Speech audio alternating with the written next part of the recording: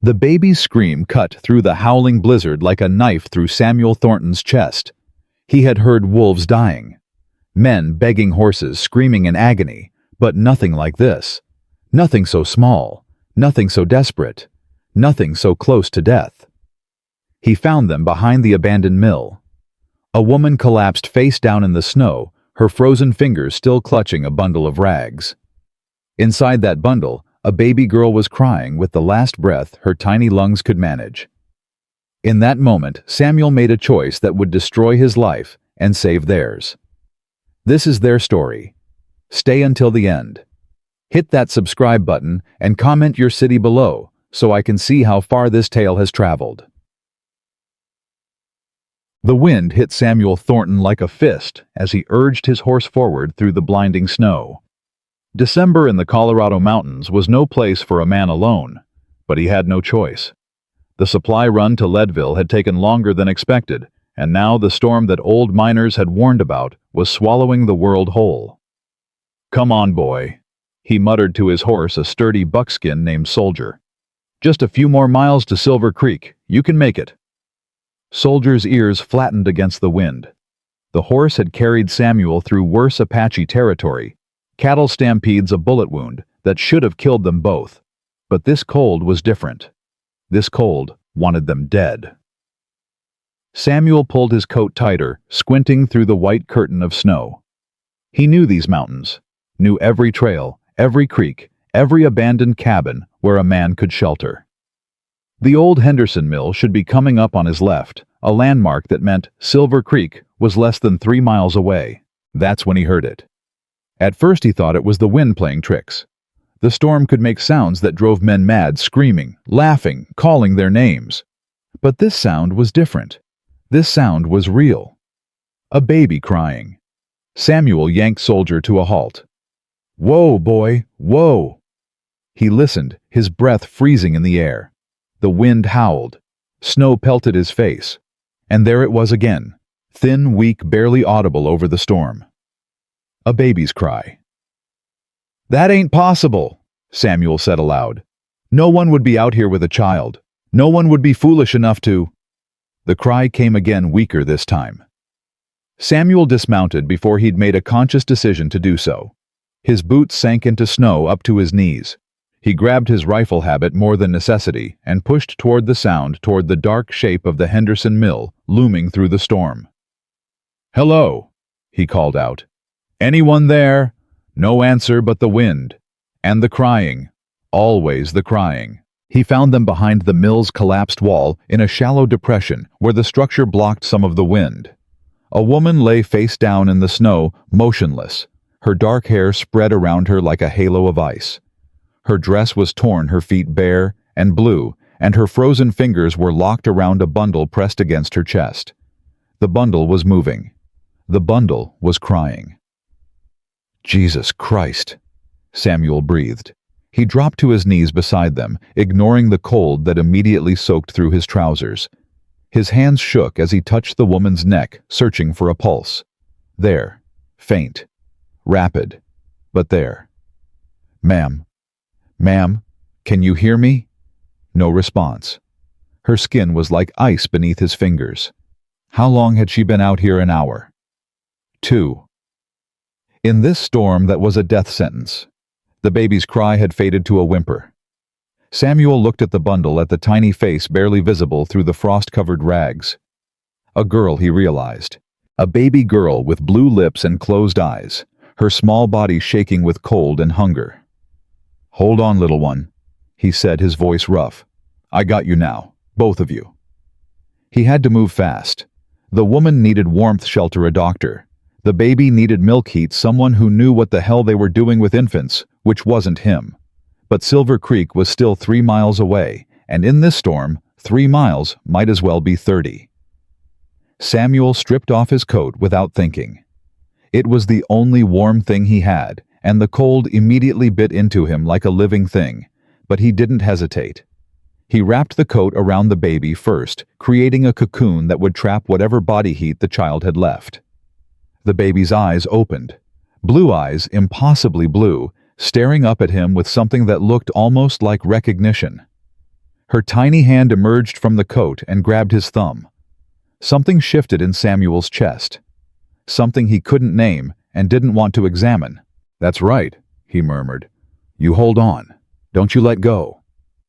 Getting the woman onto Soldier was the hardest thing Samuel had ever done.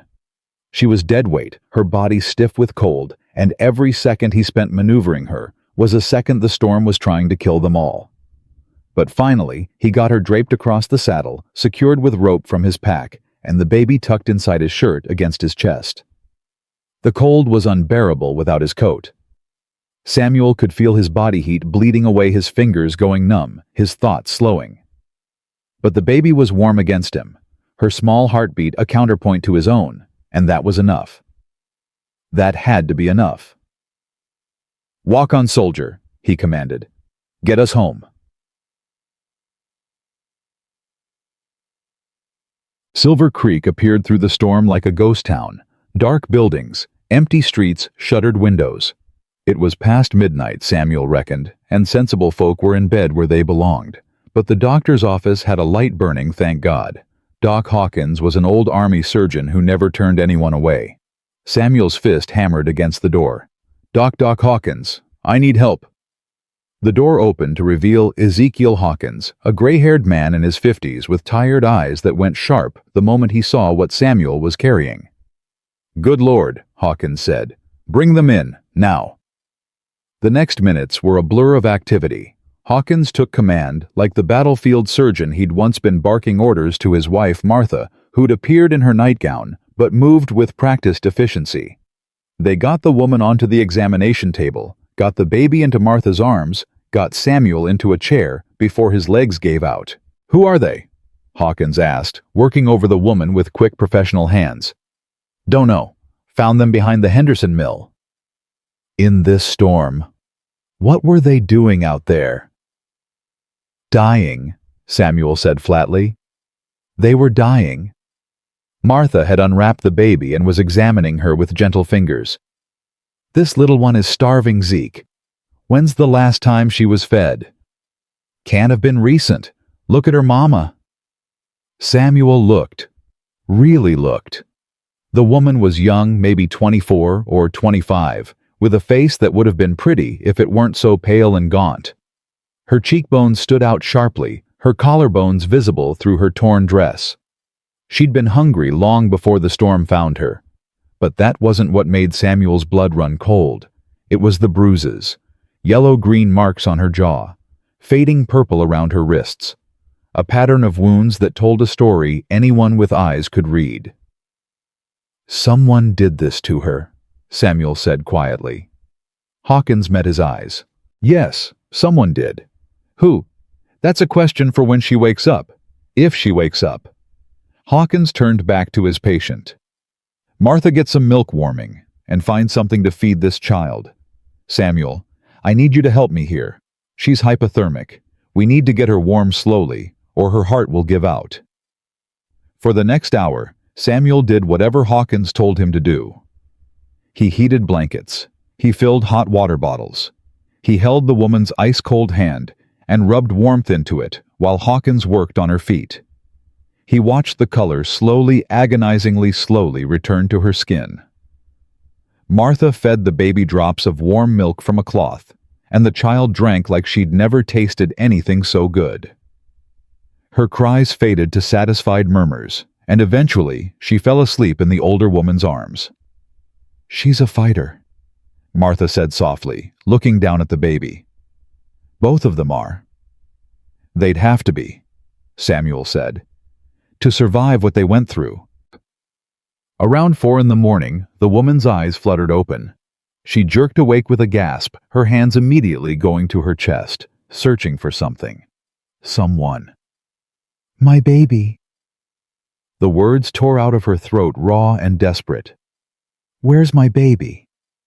"She's right here."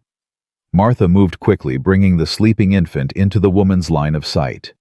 "She's safe. She's fed. She's warm." The woman stared at her daughter for a long moment, tears streaming down her face. Then her eyes moved around the room, taking in the unfamiliar surroundings. The strange people, the man sitting in the corner watching her with concerned eyes. "Where am I?" Her voice was hoarse, barely more than a whisper. "Who are you people?" "You're in Silver Creek, Colorado," Hawkins said gently. "My name is Dr. Ezekiel Hawkins. This is my wife, Martha. And that man there is Samuel Thornton. He's the one who found you."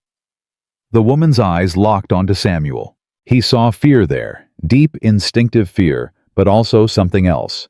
Confusion, disbelief. "You found us." "Yes, ma'am, behind the Henderson mill. You were nearly frozen." I don't remember." She closed her eyes, her face contorting with effort. "The storm. I was walking. Grace was crying. I couldn't keep going."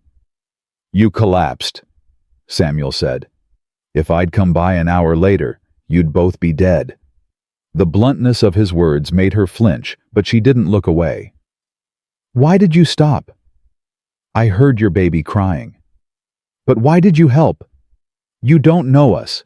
You don't owe us anything." Samuel didn't have an answer for that. He'd asked himself the same question during the endless ride through the storm, during the hours of working to keep her alive. Why had he stopped? Why had he given up his coat, risked his own life for strangers? "Because I couldn't ride past," he said finally. "Not with a baby crying like that. Not with a woman dying in the snow." Something in her expression cracked. The fear was still there, but underneath it Samuel saw exhaustion, relief, the look of someone who'd been running for so long she'd forgotten what it felt like to stop. "What's your name, ma'am?" Martha asked softly. The woman hesitated. Samuel could see her weighing her options, deciding how much to reveal. "Hannah," she said finally. "Hannah Prescott. And my daughter is Grace." "Well, Hannah, you're safe here," Hawkins said. "No one's going to hurt you. You need to rest, recover your strength. You're severely dehydrated, malnourished, and you've got frostbite on 3 of your toes. It's going to be a long road back." "I can't stay." Hannah tried to sit up and immediately collapsed back against the pillows, her face gray with effort. "I have to keep moving. He'll find me. He always finds me." "Who?" Samuel leaned forward. "Who's looking for you?" Hannah's eyes went wide with panic. "I can't tell you. If I tell you, he'll hurt you too. I shouldn't have let you help me. I should have—" "Ma'am." Samuel's voice was firm but gentle. "Hannah, look at me." She did, her chest heaving with frightened breaths. "Whoever he is, he ain't here. You're in Silver Creek now, and nobody's taking you anywhere you don't want to go. Not while I'm breathing. You don't understand. He's powerful, rich.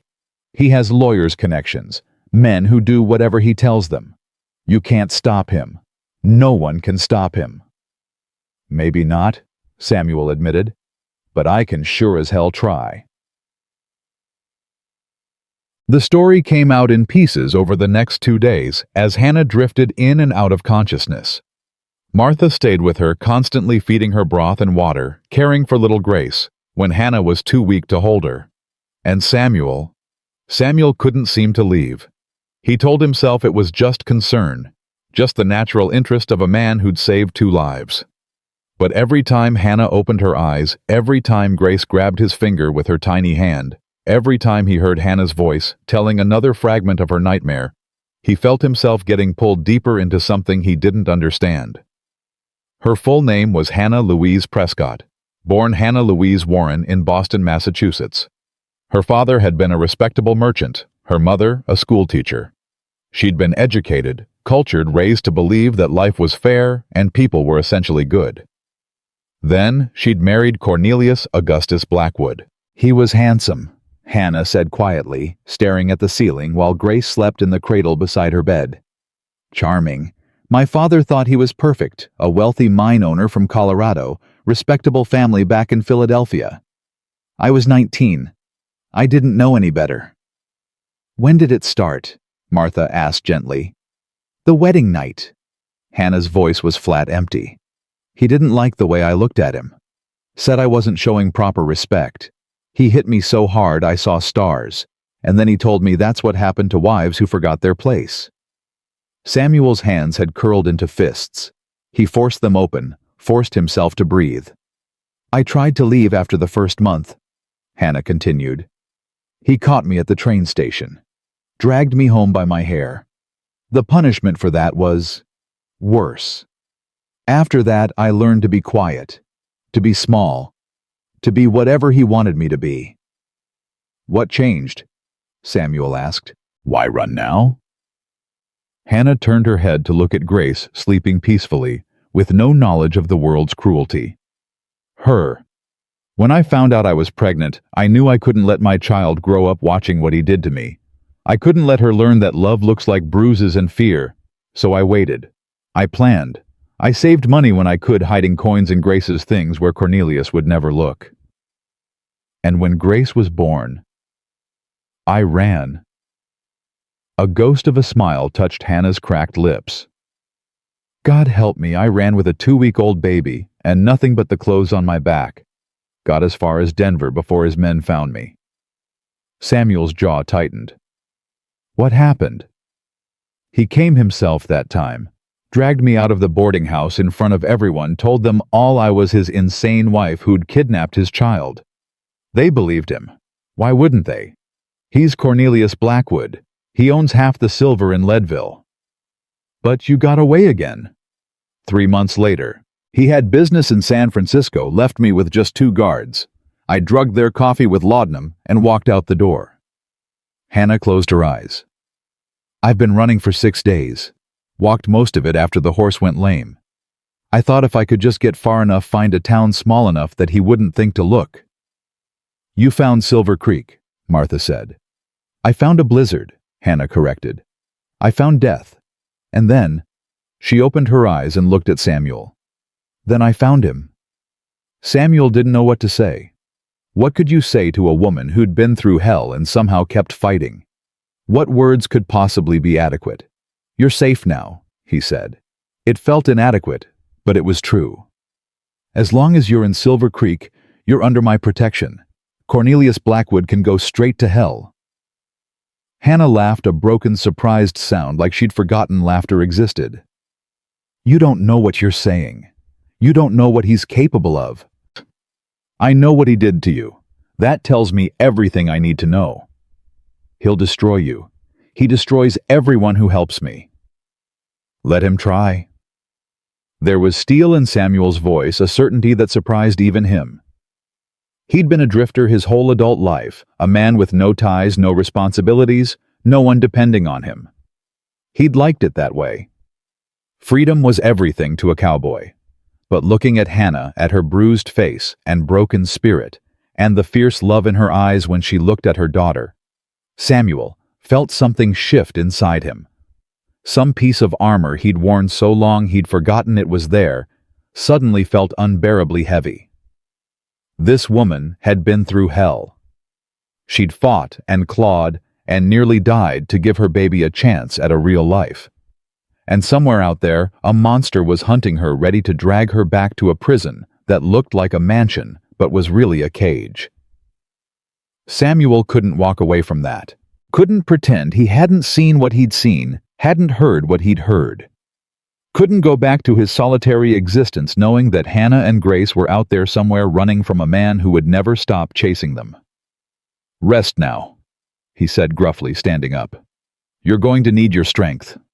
For what? Samuel didn't answer. He didn't know yet. All he knew was that somehow, impossibly, a baby's cry in a blizzard had changed everything. 2 days later, Hannah was strong enough to sit up in bed. 4 days later, she could walk short distances with help. Grace was thriving under Martha's care, gaining weight, her cries strong and healthy now instead of weak and desperate. The town of Silver Creek had noticed their new arrivals. People are talking. Sheriff Walter Mitchell told Samuel over coffee at the general store. Mitchell was a good lawman, fair and thorough, the kind of man who asked questions first and shot later. Woman shows up half dead with a baby, mysterious bruises, won't say where she came from. Folks are curious. Let them be curious. Samuel. Mitchell set down his cup. I've known you 10 years. You're a good man, but you're also the most solitary son of a bitch I've ever met. Now suddenly you're spending all your time at Doc Hawkins' place, watching over a woman you never met before. What's really going on? Samuel considered lying, considered deflecting, but Mitchell was going to find out eventually, and better it came from Samuel than from town gossip. Her name's Hannah Prescott, her husband's Cornelius Blackwood. Mitchell's face went still. The mine owner? From Leadville. The same. Christ, Samuel, you know who that man is? You know what kind of power he has. I know what he did to his wife. I know he beat her bloody and left her afraid of her own shadow. I know she ran from him with a newborn baby and nearly died in that blizzard rather than go back. Mitchell was quiet for a long moment. That's a serious accusation. Look at her face, Walter. Look at her wrists. Tell me those bruises came from falling downstairs. Even if you're right, I am right. Even if you're right, Mitchell repeated. Cornelius Blackwood isn't the kind of man you can just accuse. He's got lawyers, politicians, half the territorial government in his pocket. If he decides he wants his wife back, there's not much legal standing to stop him. Then we'll find a legal standing. Mitchell sighed, rubbing his forehead. Samuel, listen to me. I understand wanting to help. Lord knows I do. But you need to think about what you're getting yourself into. This isn't some saloon fight or cattle dispute. This is a rich, powerful man with unlimited resources coming after you for harboring his wife. She's not his property, Walter. She's a human being who chose to leave. The law doesn't always see it that way. Samuel's coffee had gone cold. He stared into the dark liquid, thinking about Hannah's eyes, the fear in them, but also the strength. Thinking about Grace's tiny hand wrapped around his finger. Thinking about his mother years ago and the sounds that had come from his parents' bedroom late at night. Then the law is wrong, he said quietly, and I'm going to stand between her and that law and her husband, and anyone else who tries to take her back to that hell. Mitchell studied him for a long moment. Something in the sheriff's expression softened. You always were a stubborn bastard, he said finally. Fine.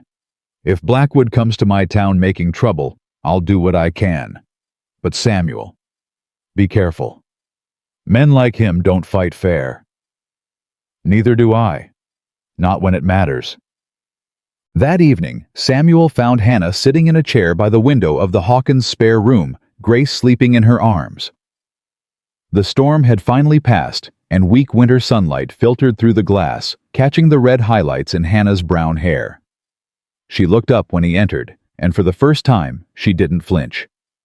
Mr. Thornton? Samuel, please. Or Sam.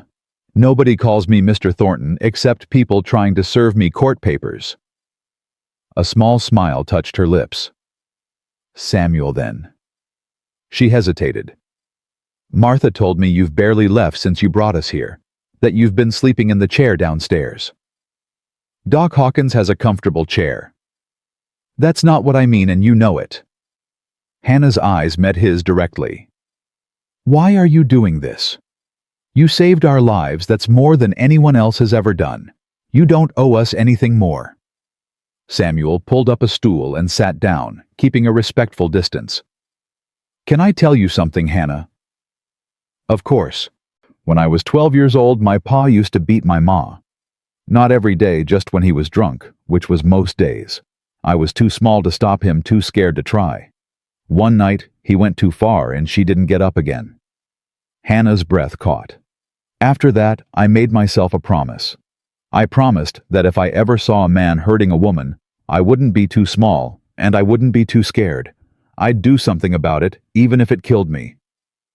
Samuel. I heard your baby crying in that storm, and something in me just shifted. I can't explain it better than that. You needed help, and I was there to give it. That's all. Hannah was crying now, silent tears streaming down her cheeks. You could have ridden past. Anyone else would have. Then anyone else is a damn fool. Samuel's voice was rough. You're a person, Hannah. Not property, not a possession, not something to be owned. You deserve to live without fear. Grace deserves to grow up knowing what a real home feels like, and if I can help give you that, well, that seems like a better use of my life than drifting from one cattle drive to the next." Grace stirred in Hannah's arms, her blue eyes opening. She looked at Samuel and made a happy gurgling sound, reaching toward him.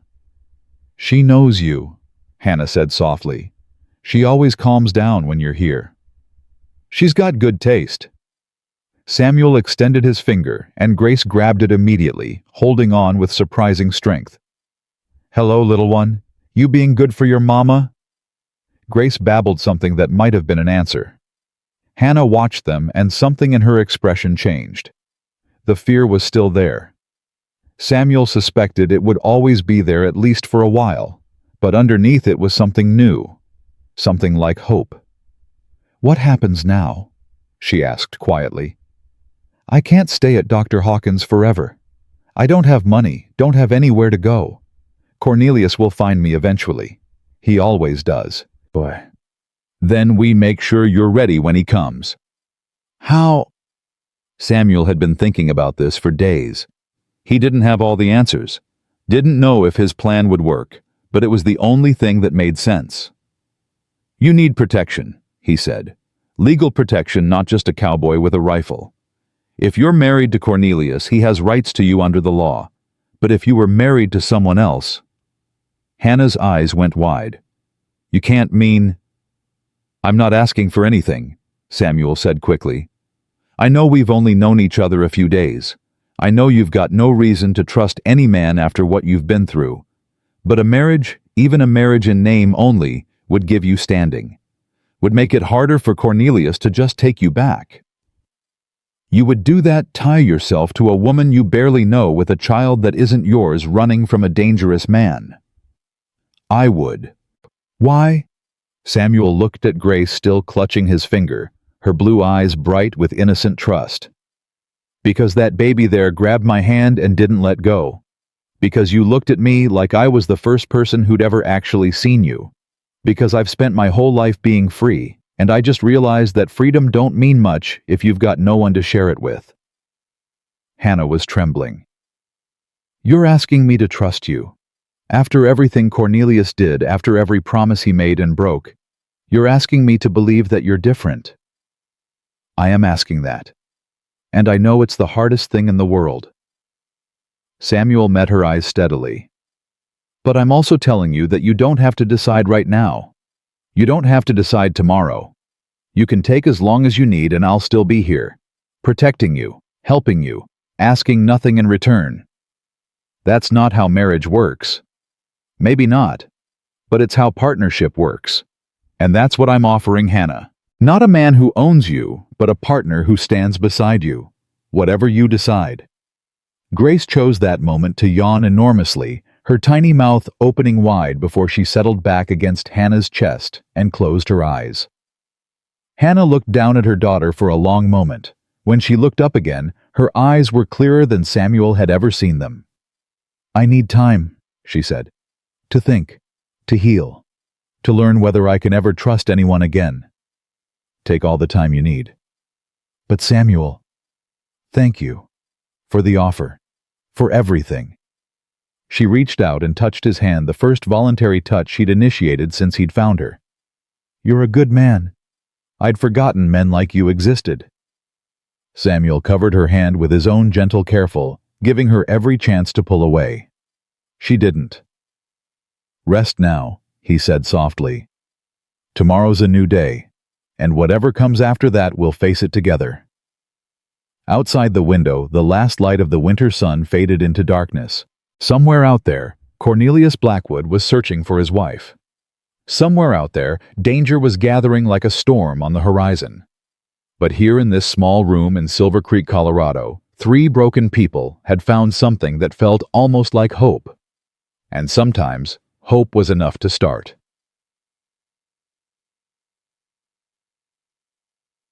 The days that followed moved slowly, each one bringing Hannah closer to strength and further from the terror that had driven her through the blizzard. She began eating solid food again, walking without help, holding Grace for longer stretches, without her arms trembling from exhaustion. Samuel came every morning and every evening, never pushing, never demanding, just present. He would sit in the corner of the room and whittle small animals from scraps of wood while Hannah nursed Grace or talked with Martha. Sometimes they spoke, sometimes they sat in comfortable silence. Either way, Hannah found herself watching the door for him, listening for his footsteps on the stairs. It frightened her, this growing dependence. Cornelius had taught her that needing anyone was dangerous, that trust was a weapon others used against you. But Samuel never raised his voice, never made her feel small, never looked at her like she was property to be managed. He looked at her like she mattered. "You're staring again," Martha said one afternoon, a knowing smile on her face. Hannah jerked her attention away from the window where Samuel was chopping firewood in the yard below. "I wasn't staring." "Of course not. You were just admiring the snow, the wood pile. It's very organized." Martha laughed, a warm sound that filled the small room. "Child, I've been married 40 years. I know what a woman looks like when she's watching a man." "It's not like that." Hannah's cheeks burned. "I'm not ready for anything like that. I may never be ready." "Nobody said you had to be." Martha settled into the chair beside her, her weathered hands folded in her lap. "But Hannah, can I tell you something? Something I learned the hard way." "Of course." "Fear and caution aren't the same thing. Caution keeps you safe. Fear keeps you trapped." Martha's eyes were kind but serious. "What Cornelius did to you was evil. Pure evil. And you have every right to be cautious about trusting again. But don't let his evil make you afraid of goodness when it's standing right in front of you." Hannah looked down at Grace, sleeping peacefully in her arms. "How do I know the difference? How do I know Samuel won't change once he has me? Cornelius was charming too in the beginning. You watch. You wait. You pay attention to the small things." Martha leaned forward. "Cornelius hit you on your wedding night. Samuel has been here 10 days now, and what's the worst thing he's done?"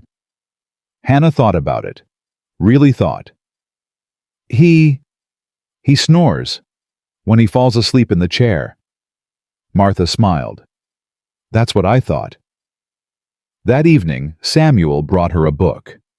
"Found it at the general store," he said, almost shy about it. "Martha mentioned you used to like reading before.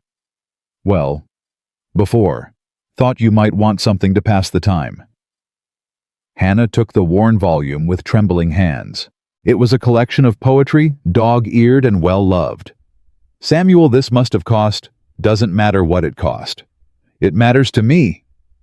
She clutched the book to her chest. "No one's given me a gift in years. Cornelius gave me things, but they were always transactions, rewards for good behavior, bribes to keep me quiet.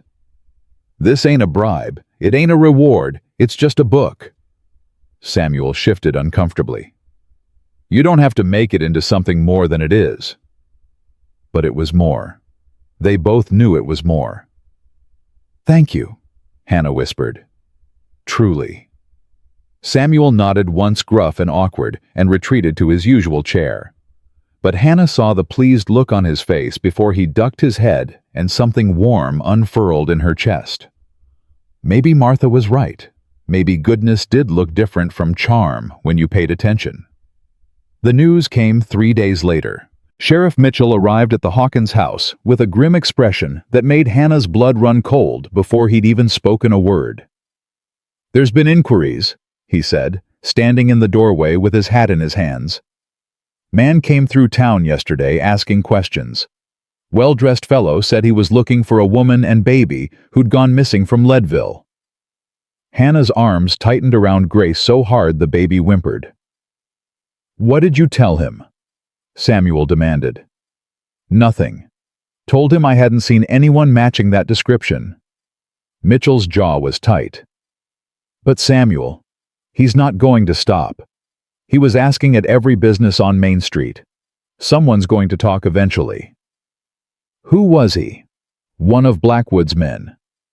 Didn't give a name, but he had the look of hired help, if you know what I mean. The kind of man who asks questions with his fists when words don't work. Hannah felt the room spinning around her. He found me, already. I thought I'd have more time. You have time, Samuel said firmly. One hired man asking questions doesn't mean Blackwood knows where you are. Could be he's got men searching every town between here and San Francisco. Or he could be on his way right now. Hannah's voice cracked. I should go. I should leave before he gets here. If I keep moving. If you keep moving, you'll die. Samuel crossed the room in 3 strides and knelt in front of her chair, his face level with hers. You nearly froze to death in that blizzard, Hannah. Grace nearly starved. What happens if you run again, and the next person who finds you isn't me? What happens if I stay and Cornelius comes? You'll get hurt. Everyone who helps me gets hurt. Then let me get hurt. Samuel's voice was fierce. Let me make that choice. You've spent years having choices taken away from you. Don't take mine away now. Hannah stared at him, tears streaming down her face. Why? Why do you care so much? You don't even know me. I know enough. I know you walked through a blizzard with a baby in your arms, rather than stay with a man who hurt you. I know you're stronger than you think and braver than you believe. I know that little girl there deserves a mother who's free, and you deserve a life that's yours. Samuel's hand covered hers, gentle and warm. That's enough, Hannah. That's more than enough. Grace began to cry, picking up on her mother's distress. Hannah rocked her automatically, her eyes never leaving Samuel's face. I'm scared, she admitted. I'm so scared.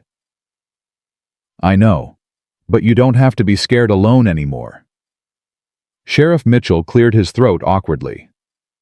I hate to interrupt, but we need to make some decisions. If Blackwood or his men come to Silver Creek officially, I'll need to know how to handle it. Handle it how? Samuel asked. Legally, Hannah is still his wife. If he shows up with proper documentation demanding her return, I don't have standing to refuse. Then we change her legal status. Samuel stood, his jaw set. Hannah, I know I said you could take all the time you needed, but circumstances have changed. If you're willing, you want to marry me. The words came out flat empty. So Cornelius can't claim me. I want to protect you. Marriage is the best way I know how. Hannah looked at Grace, who had quieted and was watching her mother with wide blue eyes.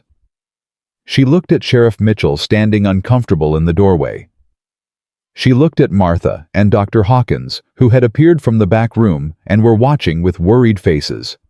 And she looked at Samuel, at his honest eyes and work-roughened hands and the stubborn set of his jaw.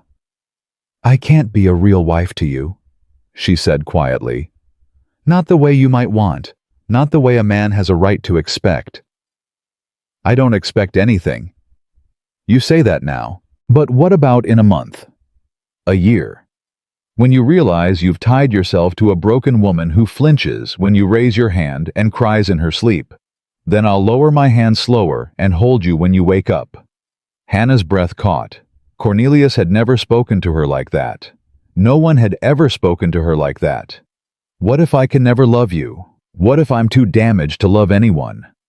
Then you'll be my wife who doesn't love me, and I'll still be grateful for every day I get to spend protecting you and Grace. Samuel's voice was rough with emotion. Hannah, I'm not asking you to love me. I'm asking you to let me stand between you and the man who hurt you. That's all. Everything else we figure out together at your pace or never at all. The room was silent. Everyone waiting. Hannah felt the weight of the decision pressing down on her, the enormity of what she was being asked to trust. She thought about Cornelius, about the wedding night when he'd shown her his true face, about years of walking on eggshells, of apologizing for existing, of praying for death, just so the pain would stop. She thought about Samuel, about the coat he'd wrapped around her baby, about the way he held Grace like she was precious, about 10 days of patience and kindness and never once making her feel afraid. Maybe she would regret this.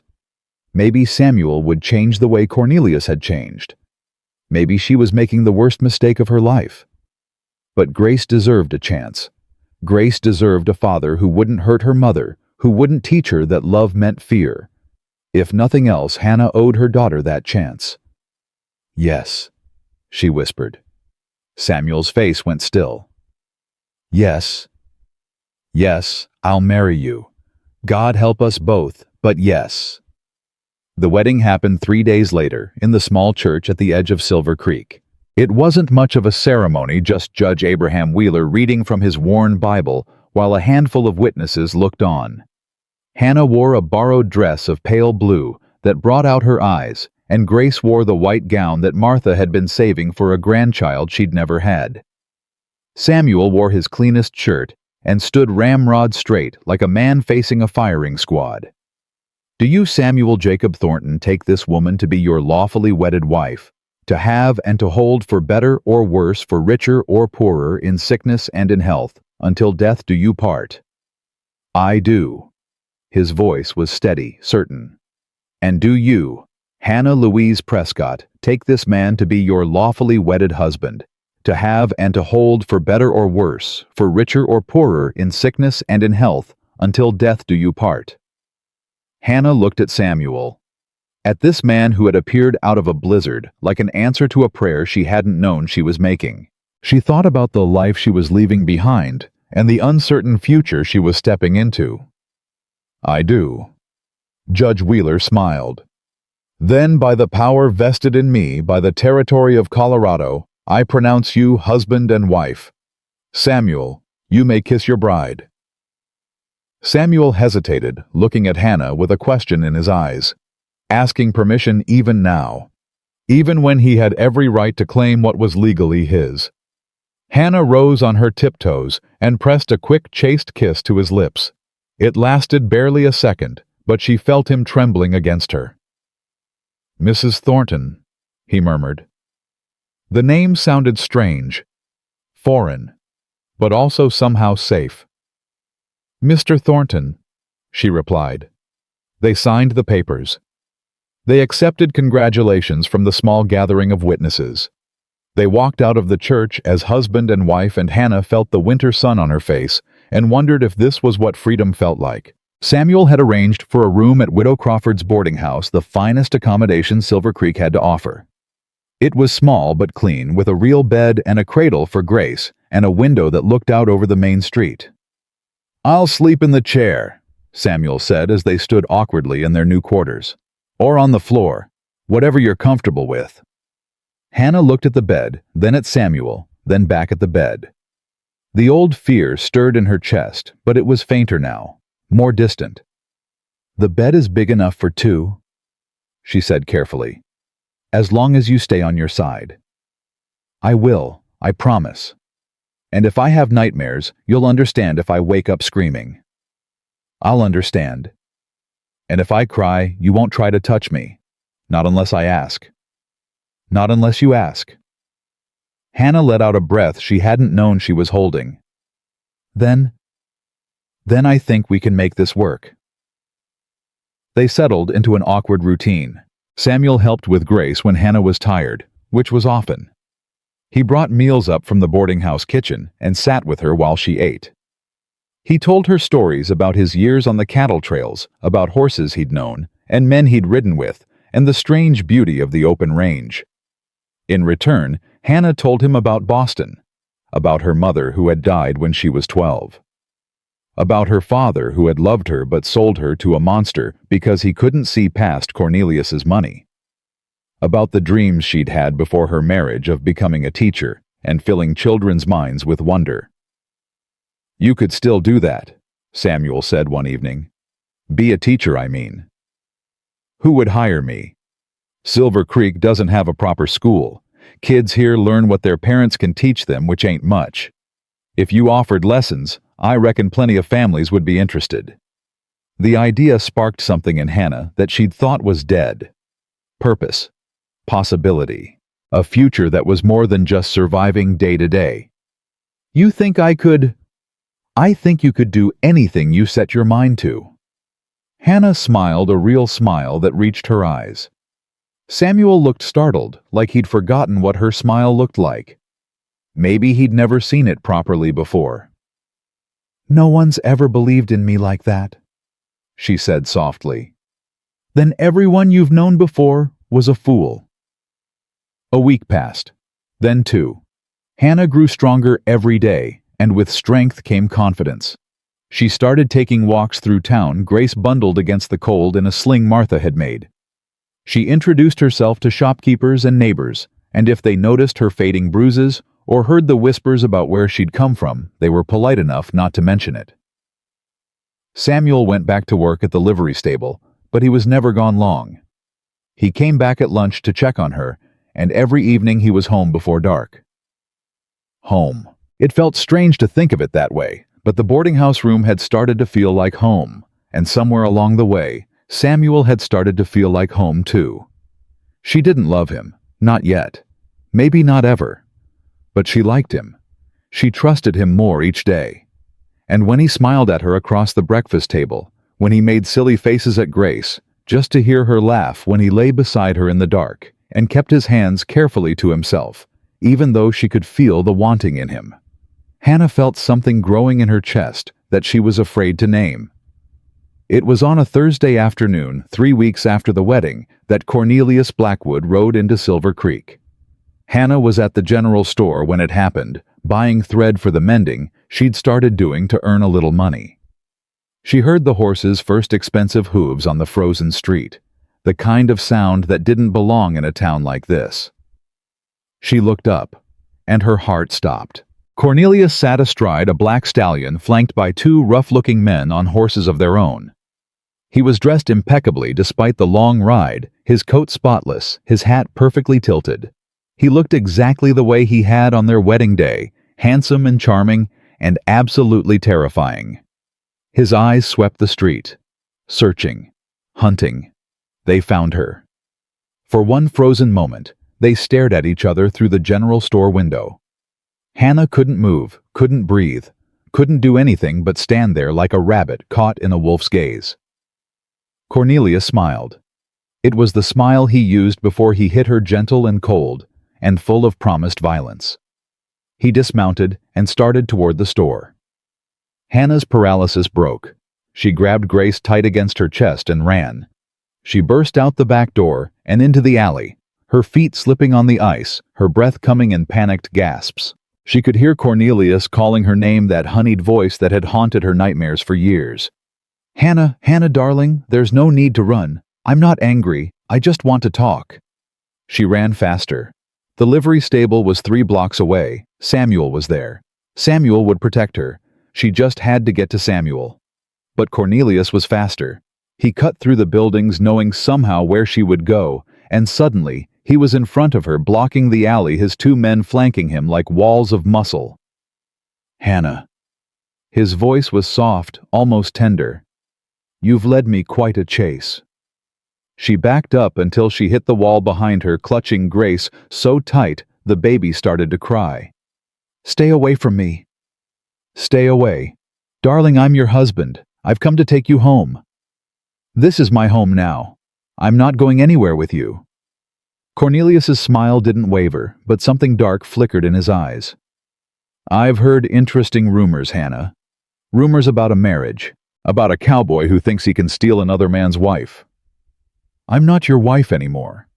I'm Samuel's wife, legal and witnessed." "Legal." Cornelius laughed, and the sound made Hannah's skin crawl. "You were married to me first. Any judge in the territory will recognize that your little frontier ceremony was invalid. Bigamy, Hannah. That's what they call it. You can't take me. I won't go." "You will go." All pretense of gentleness vanished. Cornelius stepped closer, and Hannah could smell his cologne, the same scent she'd learned to associate with pain and fear.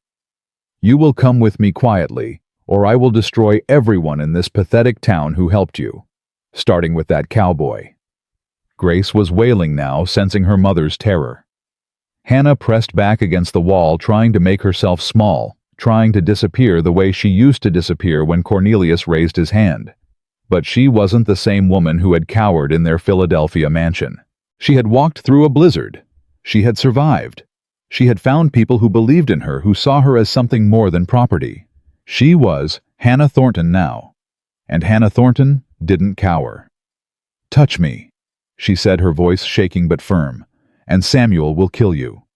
Cornelius's eyes narrowed. "Is that a threat?" "It's a promise. He found me dying in the snow and saved my life. He married me to protect me from you. Do you really think he'll let you take me without a fight?" "One cowboy against me?"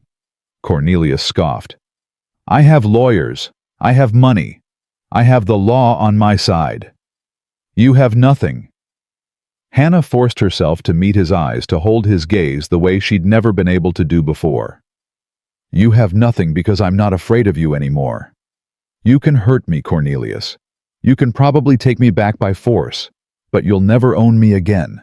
That part of me, the part that belonged to you, died in that blizzard." For one moment, something like uncertainty flashed across Cornelius's face. He wasn't used to defiance. He wasn't used to his property fighting back. Then his expression hardened.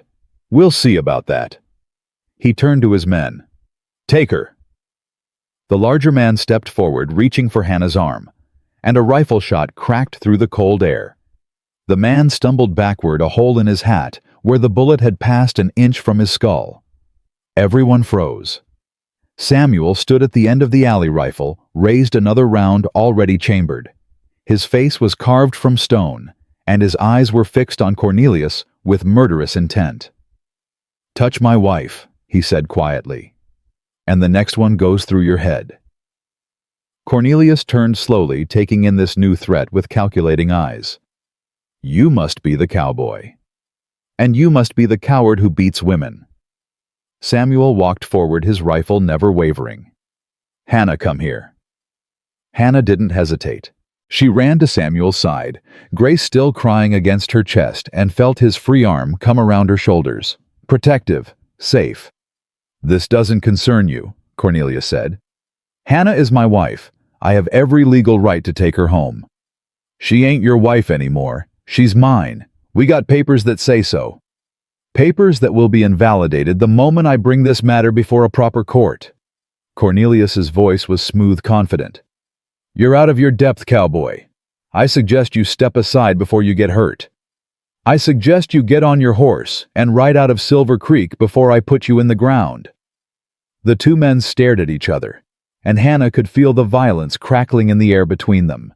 Cornelius's hired men had their hands on their guns. Samuel's rifle was steady and sure. One wrong move and people would die. "Samuel," Hannah whispered, "please, don't. I won't let him take you. And I won't let you die for me." She stepped in front of him, putting herself between the rifle and Cornelius. "Please, there has to be another way." Sheriff Mitchell's voice cut through the standoff. "What in the hell is going on here?" The sheriff came around the corner with his deputy, both men armed, both men looking ready for trouble. Mitchell took in the scene with quick eyes, his hand resting on his pistol. "Cornelius Blackwood, I presume?" Cornelius straightened his charming mask, sliding back into place. "Sheriff, I'm here to collect my wife, who has been illegally harbored in your town." "That woman there?" Mitchell nodded toward Hannah. "She's not your wife, Mr. Blackwood. She's Mrs. Hannah Thornton, married 3 weeks ago in my presence. I witnessed the ceremony myself. A ceremony that was invalid given that she was already married to me. That's for a judge to decide. In the meantime, you're disturbing the peace." Mitchell's voice hardened. "I'm going to have to ask you to leave Silver Creek." "Leave?" Cornelius laughed. "Sheriff, do you have any idea who I am? Do you have any idea what I can do to you and this pathetic excuse for a town? I know exactly who you are, Mr. Blackwood. I also know that right now you're outnumbered and outgunned." Mitchell's hand tightened on his pistol. "You can leave peacefully, or you can leave in pieces. Your choice." For a long, terrible moment, Hannah thought Cornelius would fight. She could see the calculation in his eyes, weighing his options, measuring his chances. Then he smiled, that cold, terrible smile. "Very well, Sheriff. I'll leave. For now." He turned to Hannah, and his eyes were like ice. But this isn't over, darling. Not by a long shot. I'll be back with lawyers and court orders, and when I am no frontier sheriff or cowboy husband will be able to stop me. Get out of my town, Mitchell said flatly. Cornelius mounted his horse with elegant grace, his men following suit. He looked down at Hannah one last time, and his voice dropped to a whisper only she could hear. You were mine the moment you said, I do, Hannah. You'll always be mine. And when I take you back, I'll make sure you never forget it. Then he was gone, riding out of Silver Creek with his men behind him, leaving nothing but the echo of hooves and the promise of violence to come. Hannah stood in the alley, Grace crying in her arms, Samuel's hand on her shoulder, and felt the brief flame of hope that had been growing in her chest flicker and dim. He was coming back. He would always come back. And no matter how far she ran, no matter who protected her, Cornelius Blackwood would never stop hunting her. Hannah. Samuel's voice was gentle. Hannah, look at me. She did. His face was worried, but determined, his eyes full of something that looked almost like love. He's not going to take you, Samuel said firmly. I don't care what he does or who he brings. You're my wife now, and I protect what's mine. You don't understand, Hannah whispered. He always wins. He always wins. Then he's due for a loss. Samuel pulled her close, and Hannah let herself lean into his warmth.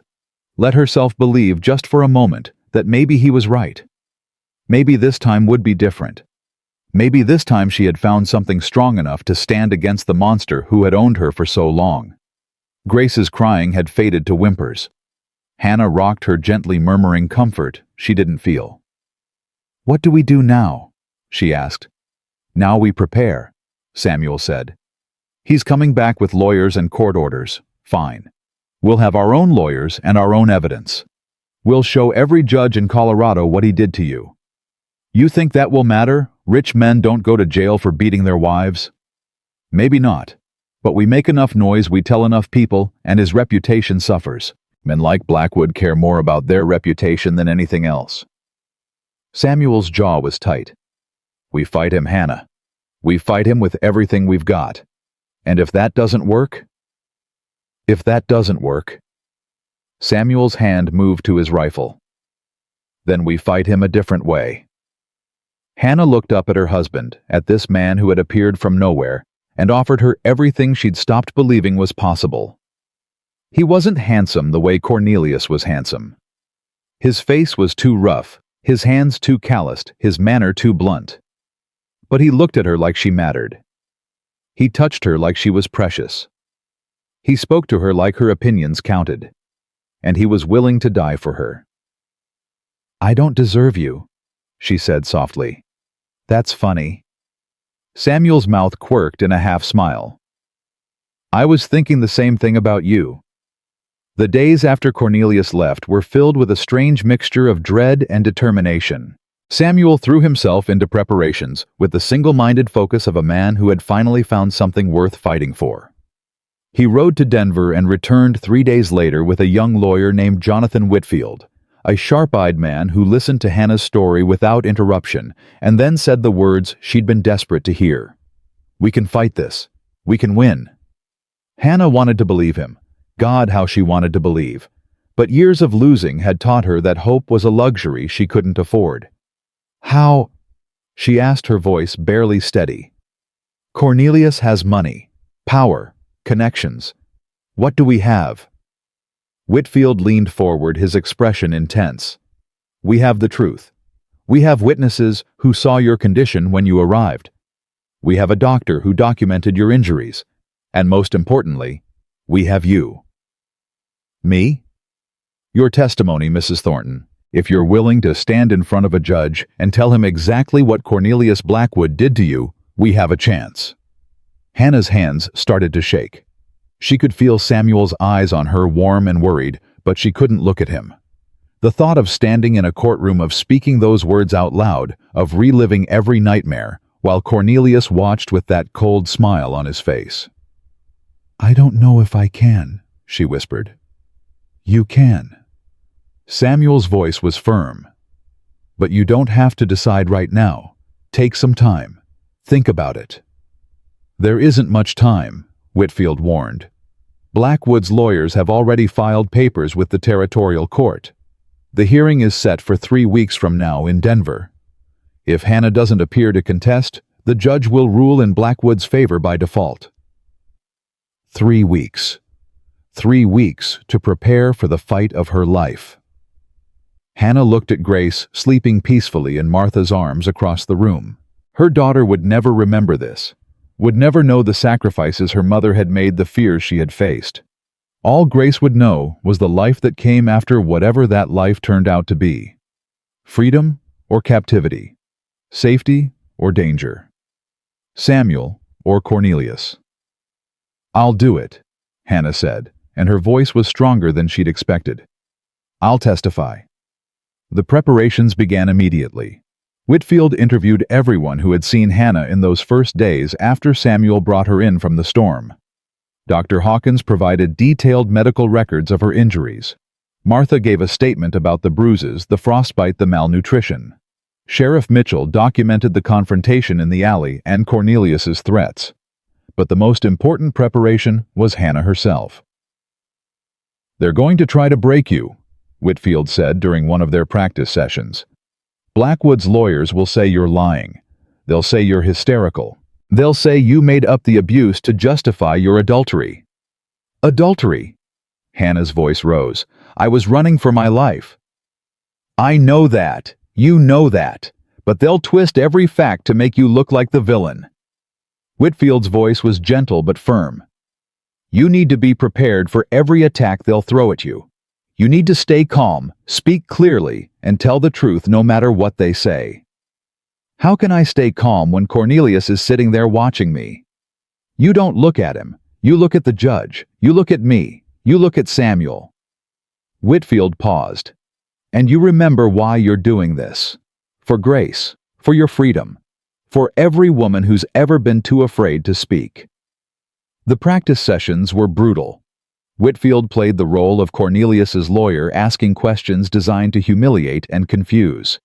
He made Hannah repeat her story over and over, looking for inconsistencies, pushing her to clarify details she'd rather forget. Samuel sat through every session, his face growing darker with each revelation. Hannah had told him the broad strokes of her marriage, but hearing the specifics, hearing her describe the beatings in clinical detail, seemed to affect him in ways she hadn't anticipated. "We should stop for today," she said, after one particularly difficult session, watching Samuel pace the room like a caged animal. "I'm fine." "You're not fine. You look like you want to kill someone." Samuel stopped pacing. His hands were clenched into fists, his jaw so tight she could see the muscles jumping. "I do want to kill someone. I want to kill him.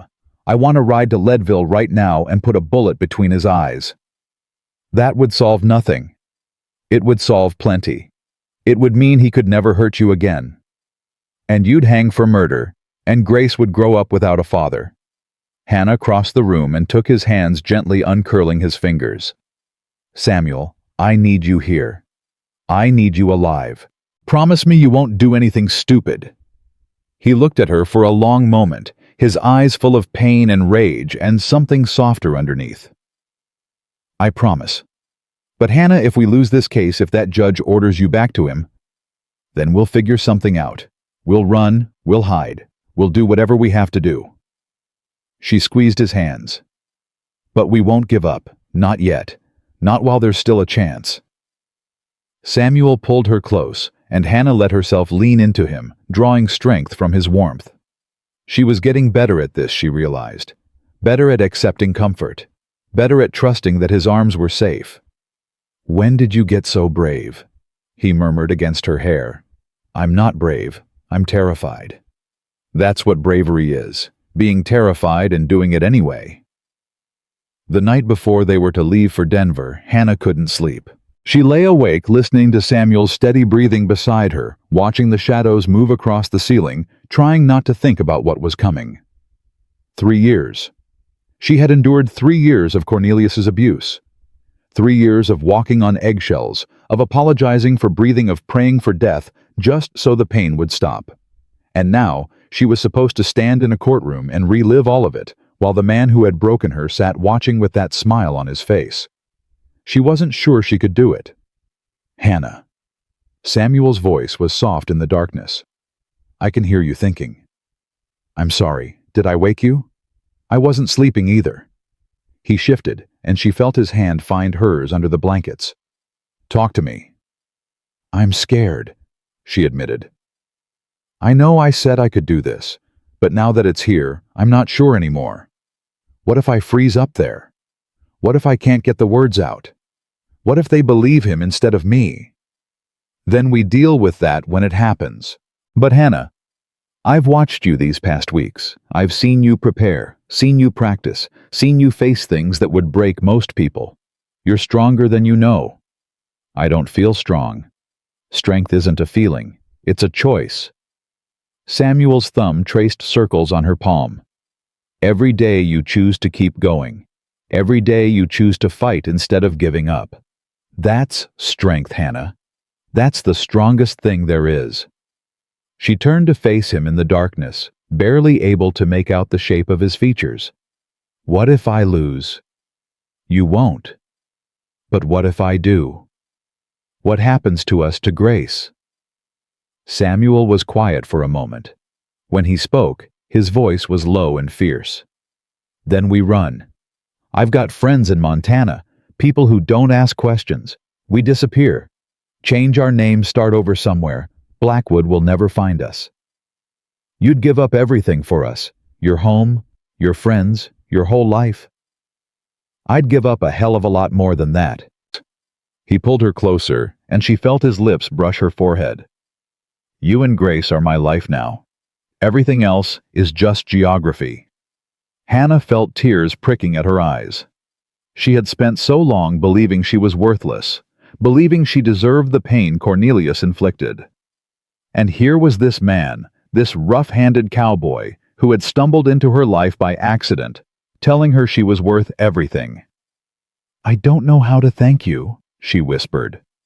"Win tomorrow. That's all the thanks I need." The journey to Denver took 2 days by wagon. Hannah held Grace close the entire time, watching the winter landscape roll past, trying to prepare herself for what was coming. Whitfield rode alongside them, reviewing legal strategies and precedents, but his words barely registered. All Hannah could think about was Cornelius, his face, his voice, his hands. The territorial courthouse was an imposing stone building that seemed designed to make ordinary people feel small. Hannah climbed the steps with Grace in her arms, Samuel on one side, and Whitfield on the other, and felt like she was walking to her own execution. The courtroom was already full when they entered. Local people had come to watch, drawn by the scandal of a wealthy mine owner fighting for his runaway wife.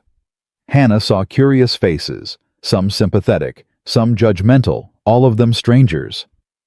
And there at the front of the room sat Cornelius. He looked exactly the way he always looked. Expensive suit, perfectly groomed hair, the picture of refined gentility. He smiled when he saw her, and Hannah's stomach turned to ice. "Don't look at him," Samuel whispered. "Look at me." She turned to her husband, focusing on his face, on the steady warmth in his eyes. He gave her a small nod of encouragement, and she felt some of the tension in her shoulders ease. She could do this. She had to do this. Judge Marcus Harrington took his seat at the bench, a severe-looking man in his 60s with steel-gray hair and sharp eyes that seemed to miss nothing. He reviewed the papers before him with methodical precision. "This court is now in session. We are here to determine the validity of the marriage between Hannah Prescott and Samuel Thornton, and to address Mr. Cornelius Blackwood's petition for the return of his wife and child." Harrington looked up. "Mr. Whitfield, I understand you represent the respondents." "Yes, Your Honor." "And Mr. Crawford represents the petitioner." Cornelius's lawyer, a silver-tongued man with cold eyes, rose smoothly. "I do, Your Honor." "Very well. Mr. Crawford, you may present your case." What followed was 2 hours of carefully constructed lies.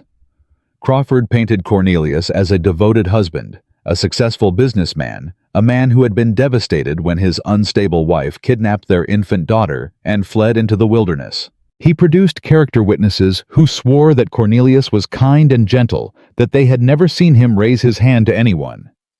Hannah listened with her nails digging into her palms, fighting the urge to scream. These people knew. They had to know. How could they sit there and lie with such conviction? But then she remembered. Cornelius was charming. Cornelius was wealthy. Cornelius was exactly the kind of man people wanted to believe in. Why would anyone choose to see the monster underneath when the facade was so appealing? "And now, Your Honor," Crawford concluded, "I would like to call Mr. Cornelius Blackwood to the stand." Cornelius rose with graceful confidence and took his place in the witness chair. He answered questions smoothly, his voice warm with feigned concern. Yes, he loved his wife deeply. Yes, he had searched for her desperately when she disappeared. Yes, he only wanted what was best for her and their daughter. "Can you explain why Mrs. Blackwood might have fled?" Crawford asked. Cornelius sighed, the picture of wounded bewilderment. "I've asked myself that question every day since she left. Hannah has always been delicate. After the baby was born, she became increasingly irrational. She would forget things, imagine threats that didn't exist. I tried to get her help, but she refused." "So you believe she was suffering from some form of mental instability?" "I believe she was ill and needed care. Care that I was prepared to provide until she was taken advantage of by an opportunistic stranger." Hannah felt Samuel tense beside her. She put her hand on his arm, a silent warning. "Your witness, Mr. Whitfield," Crawford said with a smug smile. Whitfield rose slowly. "Mr. Blackwood, you say your wife was mentally unstable. Do you have any medical documentation to support this claim?" Cornelius's smile faltered slightly. "I wasn't able to get her to a doctor. As I said, she refused treatment.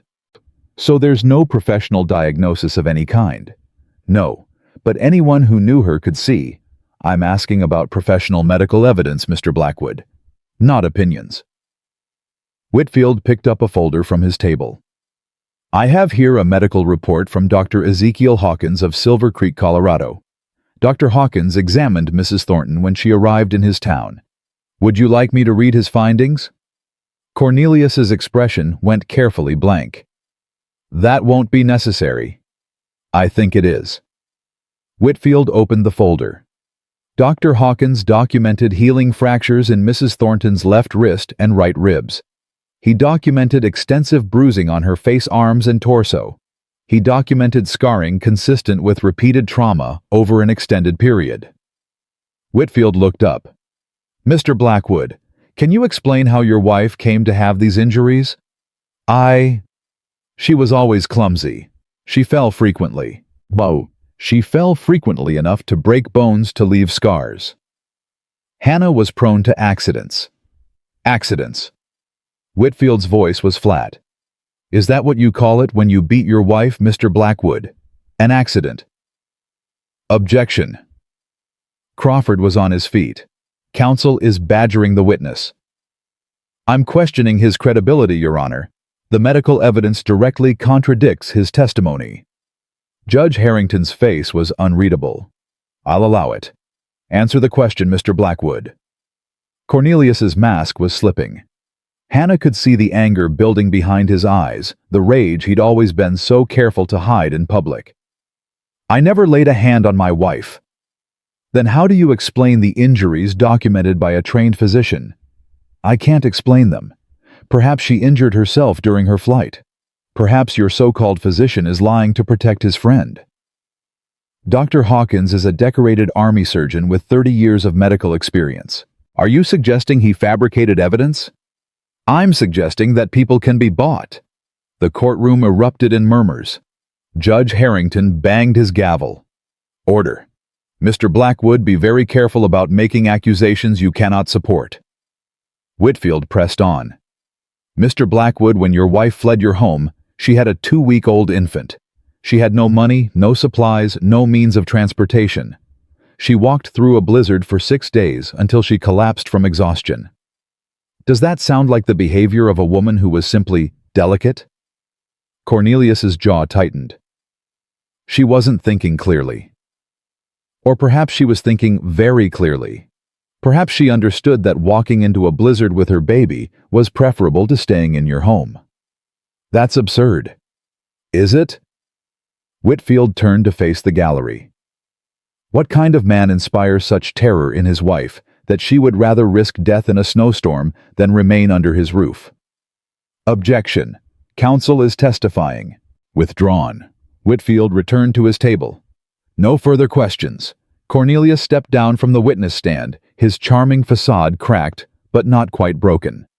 He shot Hannah a look as he passed a look that promised retribution, and she felt the old fear claw at her chest.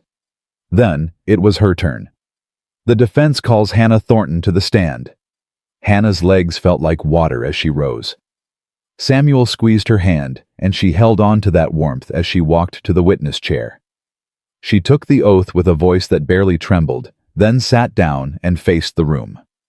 All those eyes, all those people, and Cornelius watching her with that cold, expectant smile. She couldn't do this. She couldn't, Mrs. Thornton. Whitfield's voice was gentle. Can you tell the court about your marriage to Cornelius Blackwood? Hannah took a breath. She looked at Samuel sitting straight and steady in the gallery, his eyes full of faith in her. And she began to speak. She told them everything. The wedding night, the first beating, the escalating violence, the isolation, the humiliation, the constant fear. She described broken bones and split lips and nights spent curled on the floor praying for it to end. She described the prison that was her beautiful home, the monster that was her handsome husband, the slow death of everything she had once believed was possible. Her voice shook sometimes. Tears ran down her face. But she kept going, kept speaking, kept telling the truth that Cornelius had worked so hard to bury. And when you discovered you were pregnant, Whitfield prompted. I knew I had to leave. I couldn't let my daughter grow up watching what he did to me. I couldn't let her learn that love means fear. So you ran. I ran. And he caught me, twice. Hannah's voice hardened. The third time I made it to Silver Creek, and Samuel found me. Mr. Thornton found you. He heard Grace crying in the blizzard. He stopped to help. Hannah looked at Samuel across the courtroom. Anyone else would have ridden past, but he stopped. He saved our lives. And then, he married you. He married me to protect me, to give me legal standing against Cornelius. Hannah turned to face the judge directly. Your Honor, I know how this looks. I know we've only known each other a short time. But Samuel has shown me more kindness in 2 months than Cornelius showed me in 3 years. He treats me like a person, not a possession. He asks what I want instead of telling me what to do. Mrs. Thornton, Judge Harrington interrupted. Are you saying your marriage to Mr. Thornton is legitimate? That it's not simply a legal strategy to avoid your first husband? Hannah considered the question carefully. It started as protection. I won't lie about that, but it's become something more. Samuel is my husband in every way that matters, and he's a better father to Grace than Cornelius ever would have been. Crawford rose for cross-examination, his smile predatory. Mrs. Thornton, you've made some very serious accusations today, but I notice you have no witnesses to this alleged abuse. No one who saw Mr. Blackwood strike you. He was careful. He only hit me when we were alone. How convenient. So we only have your word for these claims. You have my scars. You have my broken bones. You have the fact that I walked through a blizzard with a newborn baby rather than stay in his house. Crawford waved his hand dismissively. You've admitted that your marriage to Mr. Thornton was a strategic decision. How do we know this entire story isn't a strategy, a fabrication designed to win sympathy? Why would I lie about something like this?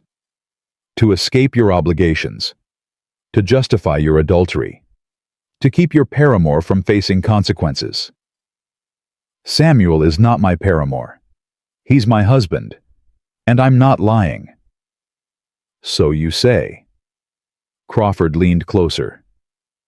Mrs. Thornton, isn't it true that you left your husband simply because you found a more attractive option, that you invented these abuse allegations to make yourself look like a victim? No. Isn't it true that you seduced Mr. Thornton into marriage by playing the helpless damsel? No. Isn't it true that you're nothing but a faithless wife who abandoned her legal husband for a rough cowboy who caught your eye? No. Hannah's voice rose. That is not what happened. I ran because Cornelius was going to kill me. Sooner or later, he was going to go too far, and I was going to die. And my daughter was going to grow up watching it happen. The courtroom was silent. Hannah was breathing hard, her hands shaking, but she didn't back down. She met Crawford's eyes steadily. I'm not a faithless wife. I'm a survivor. And if telling the truth about what Cornelius did to me makes me look bad in your eyes, then your eyes are the problem, not me. Crawford seemed taken aback by her fierceness. He retreated to his table. No further questions. Judge Harrington called a recess, and Hannah nearly collapsed as she stepped down from the stand. Samuel was at her side instantly, his arm around her shoulders supporting her weight. You did it, he murmured. You were incredible. Did it matter? Hannah's voice was hollow. Will anyone believe me? They believed you. I could see it in their faces. And the judge? Samuel hesitated. Harrington's hard to read, but you gave him the truth. That's all you could do. The recess stretched into an hour, then two. Hannah sat in a small anteroom with Samuel and Grace, waiting for the judge to make his decision. Every minute felt like an eternity. Finally, the bailiff appeared. Court is reconvening. They filed back into the courtroom, taking their seats as Judge Harrington returned to the bench. His face was as unreadable as ever. I have reviewed the evidence and testimony presented today, he began. This case presents unusual challenges. We have two marriages involving the same woman, conflicting claims about abuse and questions of jurisdiction that cross territorial lines. Hannah's heart was pounding so hard she could barely hear.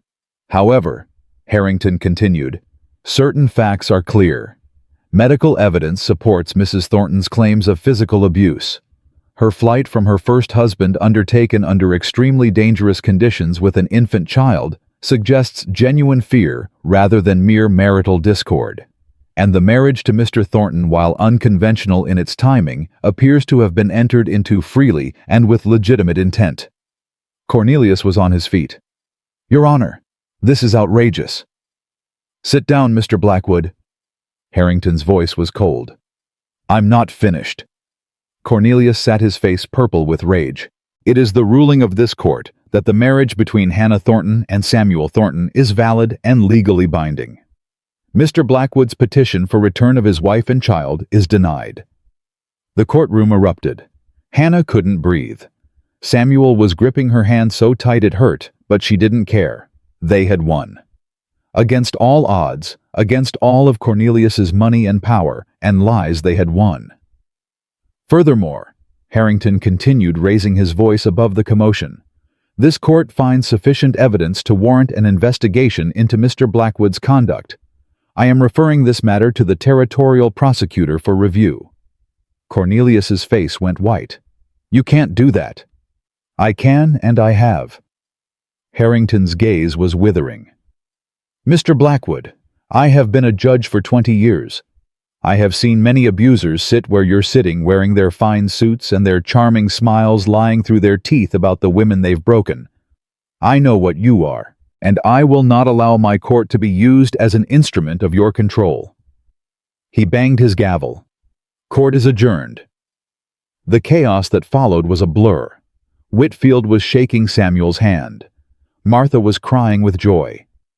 Sheriff Mitchell was congratulating everyone within reach. And Hannah just stood there holding Grace, trying to process what had just happened. She was free.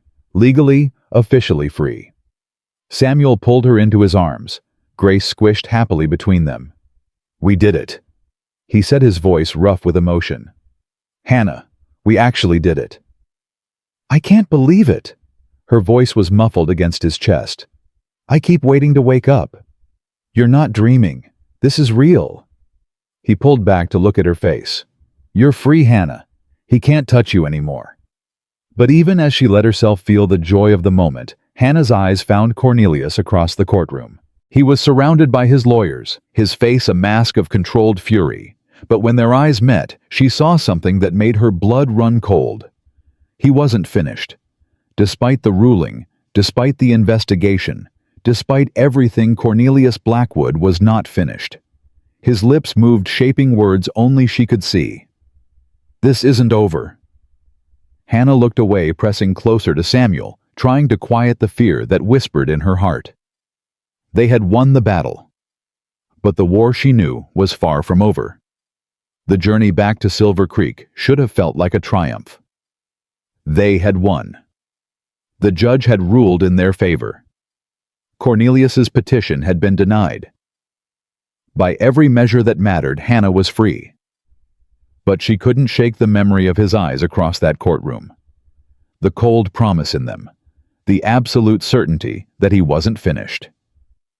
You're quiet, Samuel said on the second day of travel, guiding the wagon through a narrow mountain pass. Been quiet since we left Denver. I'm thinking about what he said, what he mouthed to you. Hannah looked at him sharply. You saw that. I saw his face, saw yours too. Samuel's jaw tightened. He's not going to accept this, is he? Cornelius has never lost anything in his life. Not a business deal, not a card game, not a woman. Hannah pulled her coat tighter against the cold. He won't accept losing me. Then we'll be ready for him. How? He has money. He has men. He has nothing left to lose now that his reputation is being investigated. Hannah's voice cracked. Samuel, the courtroom was one thing. But if he comes for us directly, then I'll stop him. You can't watch me every second of every day. You can't protect me from everything. Watch me try. They arrived in Silver Creek to a hero's welcome. Word of the trial had spread, and the townspeople lined the main street to cheer their return. Hannah smiled and waved, but inside she felt hollow. These good people had no idea what might be coming. No idea what Cornelius was capable of when pushed to his limits. The first week passed without incident, then the second. Hannah began teaching again. Her small classroom now swelled to 15 students whose parents had heard about the brave woman who had stood up to a powerful man. Samuel went back to work at the livery, but he never stayed long. He checked on her constantly, appeared at odd hours, kept his rifle close. You're exhausting yourself, Hannah told him one evening as he dozed in the chair by the fire, dark circles under his eyes. You can't keep this up forever. I can keep it up as long as I need to. Samuel. She knelt beside him, taking his calloused hands in hers. We won. The judge ruled in our favor. Maybe Cornelius has accepted it. Maybe he's moved on. Do you believe that? Hannah hesitated. I want to believe it. That's not the same thing. She looked at Grace, sleeping peacefully in her cradle, and felt the familiar twist of fear in her chest. No, it's not. Samuel pulled her close, and she let herself lean into his warmth. These moments had become precious to her. The quiet intimacy of being held without expectation, without fear.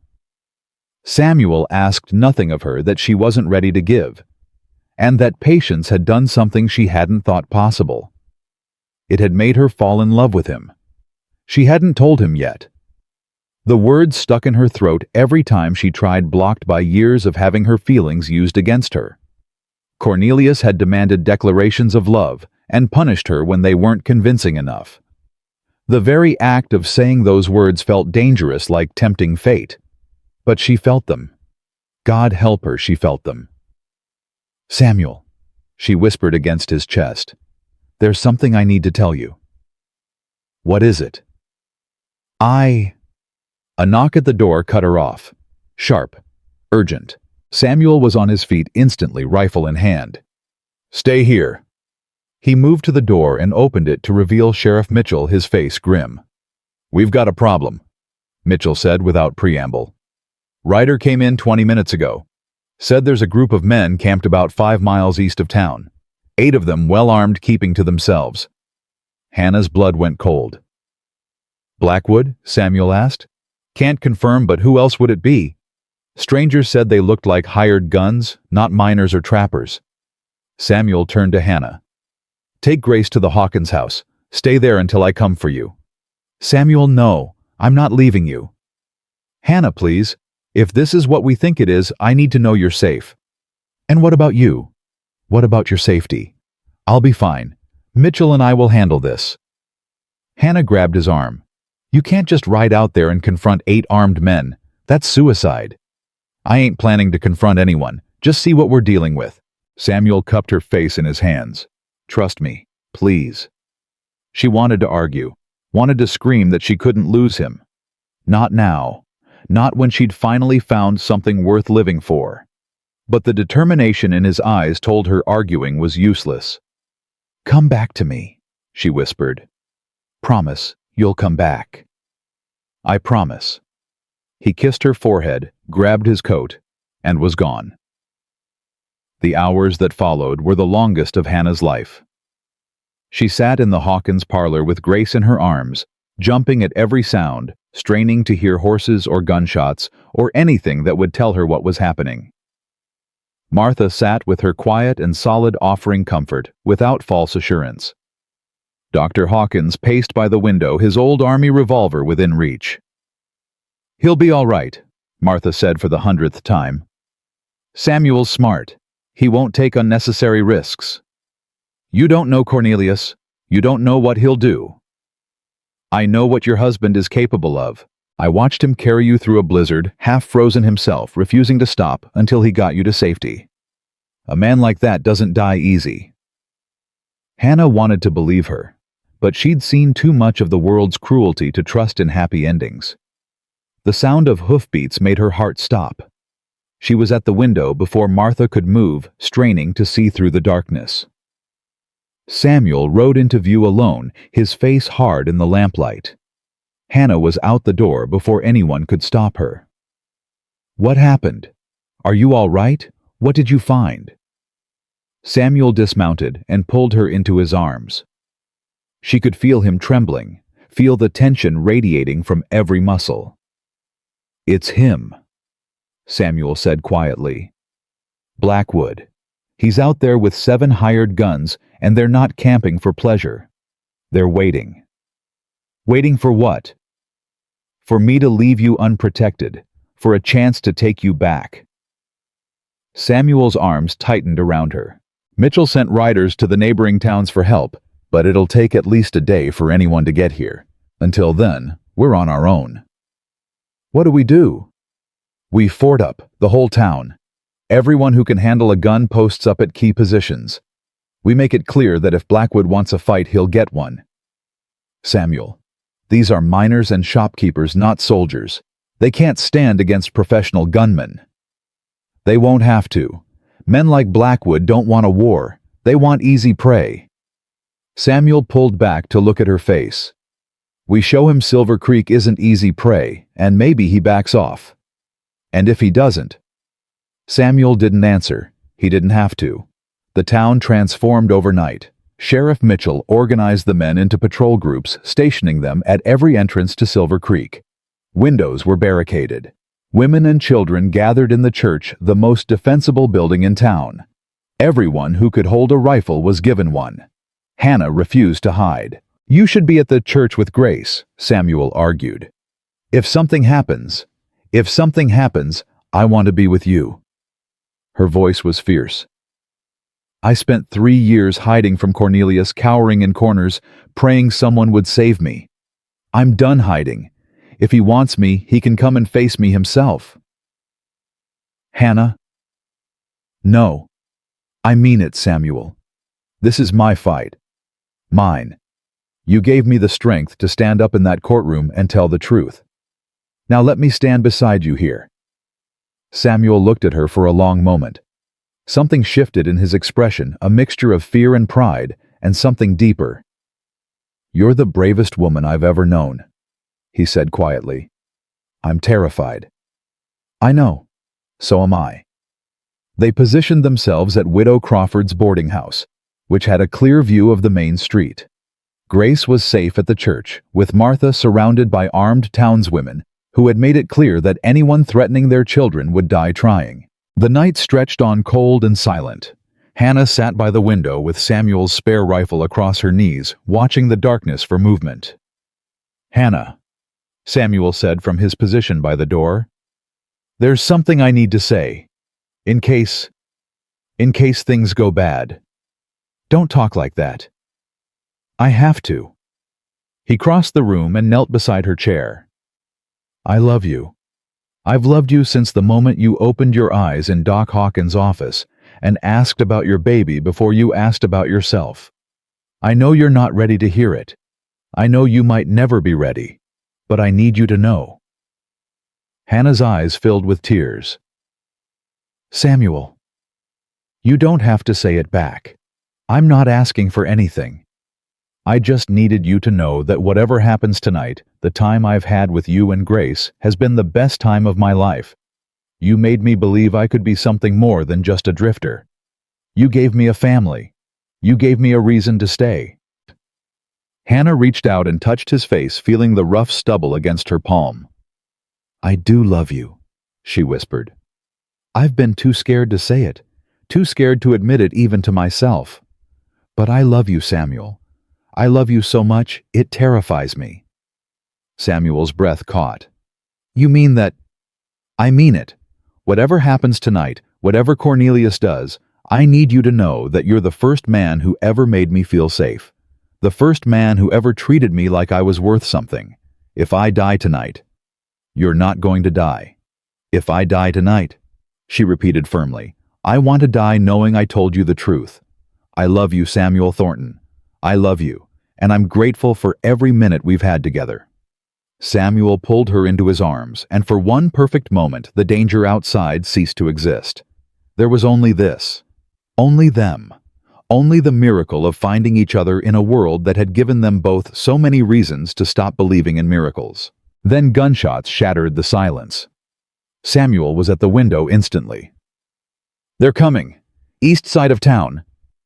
Hannah grabbed her rifle and moved to the opposite window. Her hands were steady, her breathing calm. She had spent years being afraid. Tonight, she would channel that fear into something else. More gunshots, shouting, the sounds of chaos from the edge of town. "It's a distraction," Samuel said suddenly. "They're drawing our attention east while..." The boarding house door exploded inward. Cornelius stood in the doorway, flanked by two of his hired guns. His expensive coat was dusty, his perfect hair disheveled, but his eyes burned with the cold fire Hannah remembered from 1,000 nightmares. "Hello, darling," he said. "Did you miss me?" Samuel raised his rifle, but one of Cornelius's men was faster. A shot rang out, and Samuel staggered backward, clutching his shoulder. "Samuel!" Hannah screamed. "I wouldn't move if I were you." Cornelius stepped into the room, his voice pleasant as if they were discussing the weather. "One more shot, and your cowboy dies. Is that what you want?" Hannah froze, her rifle, still raised her eyes, darting between Samuel and Cornelius. Samuel was on his knees now, blood seeping between his fingers, but he was alive. Still alive. "What do you want?" she demanded. "What I've always wanted. My wife, my daughter, my property returned to me." "I'm not your property. I was never your property. The law says otherwise. The law says I'm married to Samuel. The law says your petition was denied. Laws can be changed. Judges can be bought. Witnesses can disappear." Cornelius moved closer, and Hannah forced herself not to back away. "But I didn't come here to argue legalities. I came here to take back what's mine. Grace isn't here. She's safe. You'll never find her. Oh, I know where she is. My men are retrieving her from the church as we speak." Cornelius smiled at the horror on Hannah's face. "Did you think your little frontier militia could stop professionals? They're farmers, Hannah, shopkeepers.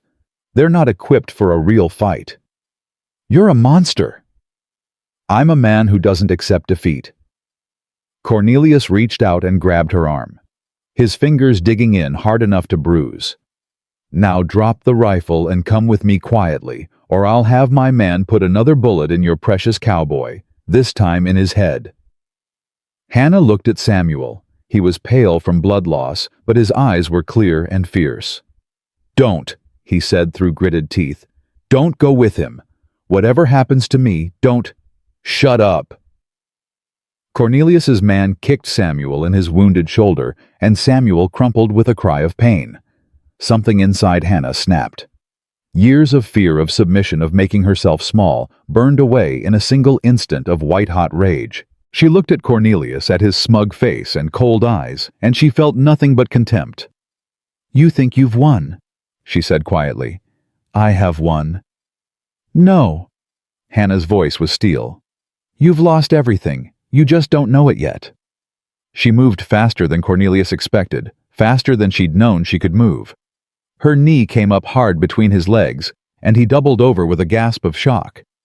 His grip on her arm loosened, and she tore free, bringing her rifle up in one smooth motion.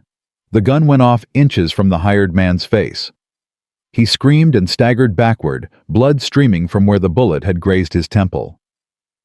Samuel tackled the second man from behind wounded shoulder, and all driving him to the ground with a fury that belied his injury.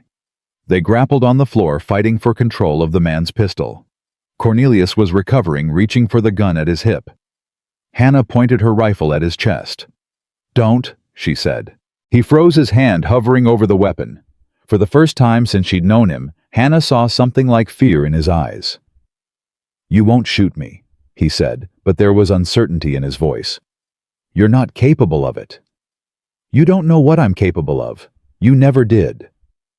Hannah's hands were rock steady. "You spent 3 years trying to break me, Cornelius. You failed. I walked through a blizzard with a baby in my arms rather than stay with you. I stood up in a courtroom and told the world what you are. And now I'm standing here with a rifle pointed at your heart, and I will pull this trigger if you give me one more reason." Behind her, Samuel had subdued the second man. He struggled to his feet, one arm hanging useless, his face white with pain. "Hannah," he said softly, "you don't have to do this. Let the law handle him." "The law?" Hannah laughed bitterly. "The law protected him for years. The law let him beat me and call it discipline. The law would have given me back to him if not for a judge with a conscience." "Then do it for yourself. For grace. Don't become a killer because of him." Hannah's finger tightened on the trigger. She could see Cornelius's pulse jumping in his throat, could smell his fear. It would be so easy. One squeeze and it would all be over. No more running, no more hiding, no more nightmares. But Samuel was right. If she killed Cornelius in cold blood, she would become something she didn't want to be. She would let him win in a different way. "Get on your knees," she ordered. Cornelius didn't move. "I said get on your knees." Hannah's voice rose to a shout. "Now." Slowly, awkwardly, Cornelius sank to his knees. His face was a mask of humiliation and rage. "You're going to leave," Hannah said. "You're going to take your men and ride out of Silver Creek tonight, and you're never coming back. And if I refuse, then I'll shoot you in the leg and let the sheriff deal with you. Either way, you lose. You can't keep me away forever. I'll find another way. No, you won't." Hannah stepped closer, lowering the rifle until it was inches from his face. "Because if you come near me or my daughter or my husband ever again, I won't hesitate. I won't warn you. I'll just pull the trigger and deal with the consequences." She leaned in close, her voice dropping to a whisper. "You taught me what it means to be afraid, Cornelius. You taught me what it means to have no hope, no options, no escape. But you also taught me something else. You taught me that survival requires sacrifice. And I will sacrifice anything, including my soul, to protect my family from you." Cornelius stared at her, and for the first time she saw him truly understand. She wasn't the broken woman he'd terrorized for years. She had become something else, something harder, something dangerous. "You've changed," he said. "Yes, and you made me this way." Hannah straightened. "Now get out, before I change my mind." The commotion outside was dying down. Sheriff Mitchell's voice could be heard shouting orders, and the gunfire had stopped. Whatever Cornelius's men had attempted, it had failed. Cornelius rose slowly to his feet. His expensive suit was ruined, his perfect facade shattered. He looked at Hannah one last time, and she saw something she'd never seen before. Defeat. "This isn't over," he said, but the words were hollow. "Yes, it is. Goodbye, Cornelius." He turned and walked out of the boarding house, his remaining man limping behind him. Hannah watched them go, her rifle still raised until they disappeared into the darkness. Then her legs gave out. Samuel caught her before she hit the floor, pulling her against him with his good arm. They sank down together, holding each other, both of them shaking with adrenaline and relief. "You did it," Samuel said, his voice raw. "Hannah, you faced him down. You won." "We won." Hannah was crying now, tears streaming down her face. "Is it over? Is it really over?" "I think so. I think you finally broke him. I need to find Grace. I need to make sure she's safe." "She's safe. Listen." Hannah listened. The chaos had faded, replaced by cheering voices. The townspeople had held. Cornelius's men had been driven back. Martha's voice rang out. "Hannah, Samuel, are you all right?" "In here," Samuel called. "We're all right." Martha appeared in the doorway. Grace in her arms, the baby crying but unharmed. Behind her came Sheriff Mitchell, Dr. Hawkins, and what seemed like half the town. Hannah reached for her daughter, pulling Grace against her chest, feeling the baby's warmth and weight and life. She was here. They were all here. They had survived. "Blackwood's men are retreating," Mitchell reported. "We captured 3 of them. The rest are riding east like the devil himself is chasing them." "And Cornelius?" "Saw him riding with them. Whatever you said to him, it worked." Hannah looked at Samuel, at his pale face and bloodied shoulder, and felt a surge of love so strong it nearly knocked her over. "We need to get you to the doctor," she said. "I'm fine." "You're bleeding." "Just a scratch." Dr. Hawkins pushed through the crowd. "That's not a scratch, you stubborn fool. That's a bullet wound that needs treatment immediately." Samuel tried to protest, but Hawkins was already examining the injury, his experienced hands gentle but firm. Martha took Grace from Hannah's arms, murmuring comfort to the crying baby. And Hannah just stood there, surrounded by people who had risked their lives to protect her family, and felt something she hadn't felt in years. Home. She was finally home. Samuel's wound healed slowly, leaving a scar that would mark him for the rest of his days. Hannah changed his bandages every morning and every night, her hands gentle but steady, no longer trembling the way they once had. "You're getting good at this," Samuel said one evening, watching her work by lamplight. "I've had practice." "On yourself, you mean?" Hannah's hands paused for just a moment. "Yes, on myself." Samuel caught her wrist, gently waiting until she met his eyes. "Those days are over. You know that, right?" "I know." She resumed wrapping the bandage. "But sometimes I forget. Sometimes I wake up in the night and think I'm back there in that house waiting for the door to open. And then I feel you beside me. I hear you breathing, and I remember where I am." She tied off the bandage and sat back. "You saved me, Samuel, not just from the blizzard, from everything." "You saved yourself. I just helped." Hannah smiled, and it reached her eyes the way it rarely had in those early days. "We saved each other then." The weeks that followed were the most peaceful Hannah had ever known. Word came from Denver that Cornelius had been formally charged with fraud related to his mining operations. The investigation triggered by Judge Harrington had uncovered years of financial manipulation, bribery, and theft. His empire was crumbling. His reputation destroyed, his fortune seized by creditors and lawyers. He won't be bothering anyone for a long time, Sheriff Mitchell reported. Man's got bigger problems than a runaway wife now. Hannah received the news with quiet satisfaction. She had imagined this moment so many times during her years of captivity, dreamed of Cornelius being brought low, forced to face consequences for his cruelty. But now that it was happening, she felt only relief. Not joy, not triumph, just relief that the monster who had haunted her nightmares was finally facing justice. "How do you feel?" Samuel asked that night, watching her rock Grace by the fire. "Free." The word came easily now, no longer foreign on her tongue. "I feel free." Spring arrived, slowly melting the snow that had covered Silver Creek for months. With the thaw came new beginnings. Hannah's school had grown to 20 students, their parents contributing what they could to pay for her services. She had a proper classroom now, a small building the townspeople had constructed together with real desks and a chalkboard and shelves lined with books. Teacher. Grace had started calling her, mimicking the other children. Mama Teacher. The name made Hannah laugh every time she heard it.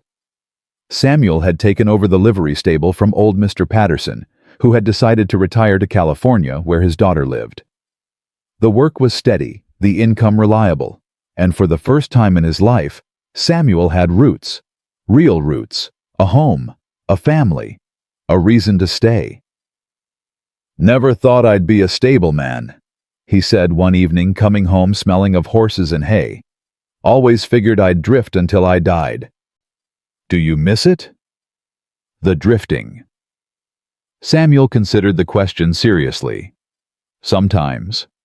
There's a freedom in having no ties, no obligations, nobody depending on you. He looked at Grace toddling across the floor with her determined little steps. "But then I look at her, at you, and I can't imagine wanting anything else." Hannah crossed the room and wrapped her arms around him, not caring about the horse smell or the dust on his clothes. "I love you," she said. She said it often now. The words had stopped feeling dangerous, stopped catching in her throat like broken glass. Samuel had never used them against her, never demanded them as proof of loyalty or weaponized them for control. He simply accepted them and gave them back, a gift freely exchanged. "I love you too," he murmured against her hair. "More every day."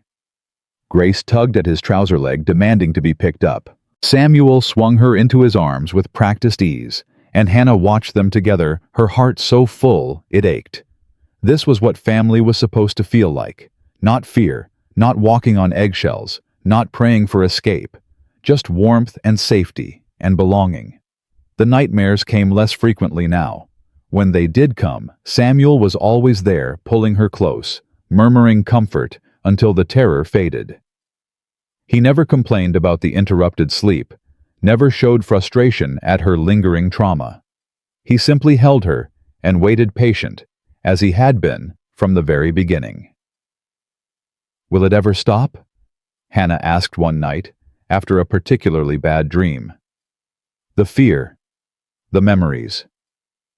"I don't know. Maybe not completely." Samuel stroked her hair in the darkness. "But it'll get easier. It already has." "How do you know?" "Because I watch you. I see you laugh with your students. I see you play with Grace without that shadow in your eyes. I see you argue with me when I'm being stubborn instead of just agreeing to keep the peace." He pressed a kiss to her forehead. "You're healing, Hannah. Every day a little more." She curled closer to him, feeling his heartbeat steady against her cheek. "I couldn't have done it without you." "Yes, you could have. You're stronger than you know." "Maybe. But I'm glad I didn't have to find out." Summer brought heat and dust and news from the outside world. A letter arrived from Boston from a cousin Hannah had barely known, informing her that her father had died. The letter was brief, formal, offering condolences without warmth. Hannah read it twice, then set it aside. "Are you all right?" Samuel asked. "I don't know how to feel." She stared out the window at the mountains in the distance. "He sold me to Cornelius. He saw the signs and chose to ignore them because the match was advantageous. He let me walk into that marriage knowing what kind of man he was giving me to. That doesn't mean you can't grieve. Does it make me a bad person that I don't want to? That I feel nothing except relief that I'll never have to see him again? It makes you human. Samuel came to stand beside her. He failed you, Hannah, in the worst possible way. You're allowed to feel however you feel about that. I keep thinking about what might have been. If he'd protected me instead of profiting from me. If he'd listened when I tried to tell him what Cornelius was really like. Hannah's voice was steady, but her eyes were bright with unshed tears. I could have had a real father. Instead, I had a businessman who saw me as an asset to be traded. You're not an asset. You never were. I know that now. She turned to face him. But it took you to teach me. It took finding someone who saw me as a person to understand what I'd been missing all along. Samuel pulled her into his arms, and she let the tears come. Not tears of grief exactly, tears of release, of finally letting go of the fantasy that her father might someday have loved her the way she needed to be loved. He hadn't. He couldn't. And she was done waiting for something that would never come. You have a family now, Samuel said quietly.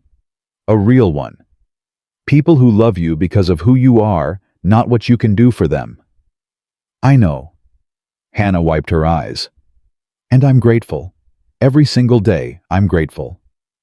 Fall came again, painting the mountains in gold and crimson. A year had passed since Samuel had heard a baby crying in a blizzard and made the choice that changed everything. A year of healing, a year of growing, a year of building something neither of them had dared to hope for. Hannah stood in her classroom on the anniversary of that day, watching her students work on their arithmetic. Grace sat in the corner with a picture book babbling to herself in the mysterious language of toddlers. Through the window, she could see Samuel crossing the street from the livery, his familiar walk stirring warmth in her chest. He caught her eye and smiled. She smiled back. Mrs. Thornton. One of her students, a serious boy named Thomas, raised his hand. Is it true that Mr. Thornton saved you and Grace from a blizzard? Hannah considered the question. He found us in the storm. Yes. We were lost and cold and scared. He could have ridden past, but he didn't. Why not? Because he heard Grace crying, and he couldn't ignore a baby in trouble. My pa says Mr. Thornton is a hero. Hannah smiled. Your pa is right. Are you going to tell us the story? Maybe someday, when you're older. She returned her attention to the lesson. Now who can tell me what 7 times 8 equals? That evening the Thornton family gathered for dinner in their small house at the edge of town. It wasn't much, just 3 rooms and a kitchen, but it was theirs. They had built it together over the summer, Samuel doing the heavy work, while Hannah planned and organized and made sure Grace didn't toddle into the construction zone. Do you remember what day it is? Hannah asked as they sat down to eat. Tuesday. It's been a year, Samuel. A year since you found us. Samuel paused his fork halfway to his mouth. Has it really? 365 days. I've been counting. Why? Because I wanted to mark it. To remember. Hannah reached across the table and took his hand. A year ago I was dying in the snow. I had given up hope. I was ready to let go, and the only thing keeping me fighting was Grace. Hannah. Let me finish. She squeezed his fingers. A year ago, I couldn't imagine feeling safe again. I couldn't imagine trusting a man again. I couldn't imagine waking up without fear or going to sleep without dreading the morning. And now I have all of that. Because of you. Her eyes shone with tears, but she was smiling. You gave me my life back, Samuel. You gave Grace a father. You gave us a home and a family and a future. Samuel lifted her hand to his lips and kissed it gently. You gave me just as much. More, maybe. Before you, I was just existing, going through the motions. I didn't know what I was missing because I'd never had it. And now Now I can't imagine life without you. Either of you." He looked at Grace, who was enthusiastically smearing mashed potatoes across her face. "She's going to be a handful when she's older." Hannah laughed. "She's already a handful, but she's our handful." "Yes." Samuel's voice was thick with emotion. "She is." After dinner, after Grace was bathed and read to, and tucked into her small bed, Hannah and Samuel sat on their porch and watched the stars come out. The night was cool, hinting at the winter to come, but they were warm beneath the blanket they shared. "I have something to tell you," Hannah said quietly. "That sounds serious." "It is. In a good way, I hope." She took a breath. "I'm pregnant." Samuel went very still. "You're pregnant. About 2 months along, Dr. Hawkins thinks." "A baby." Samuel's voice was wondering. "Our baby." "Our baby. Yours and mine."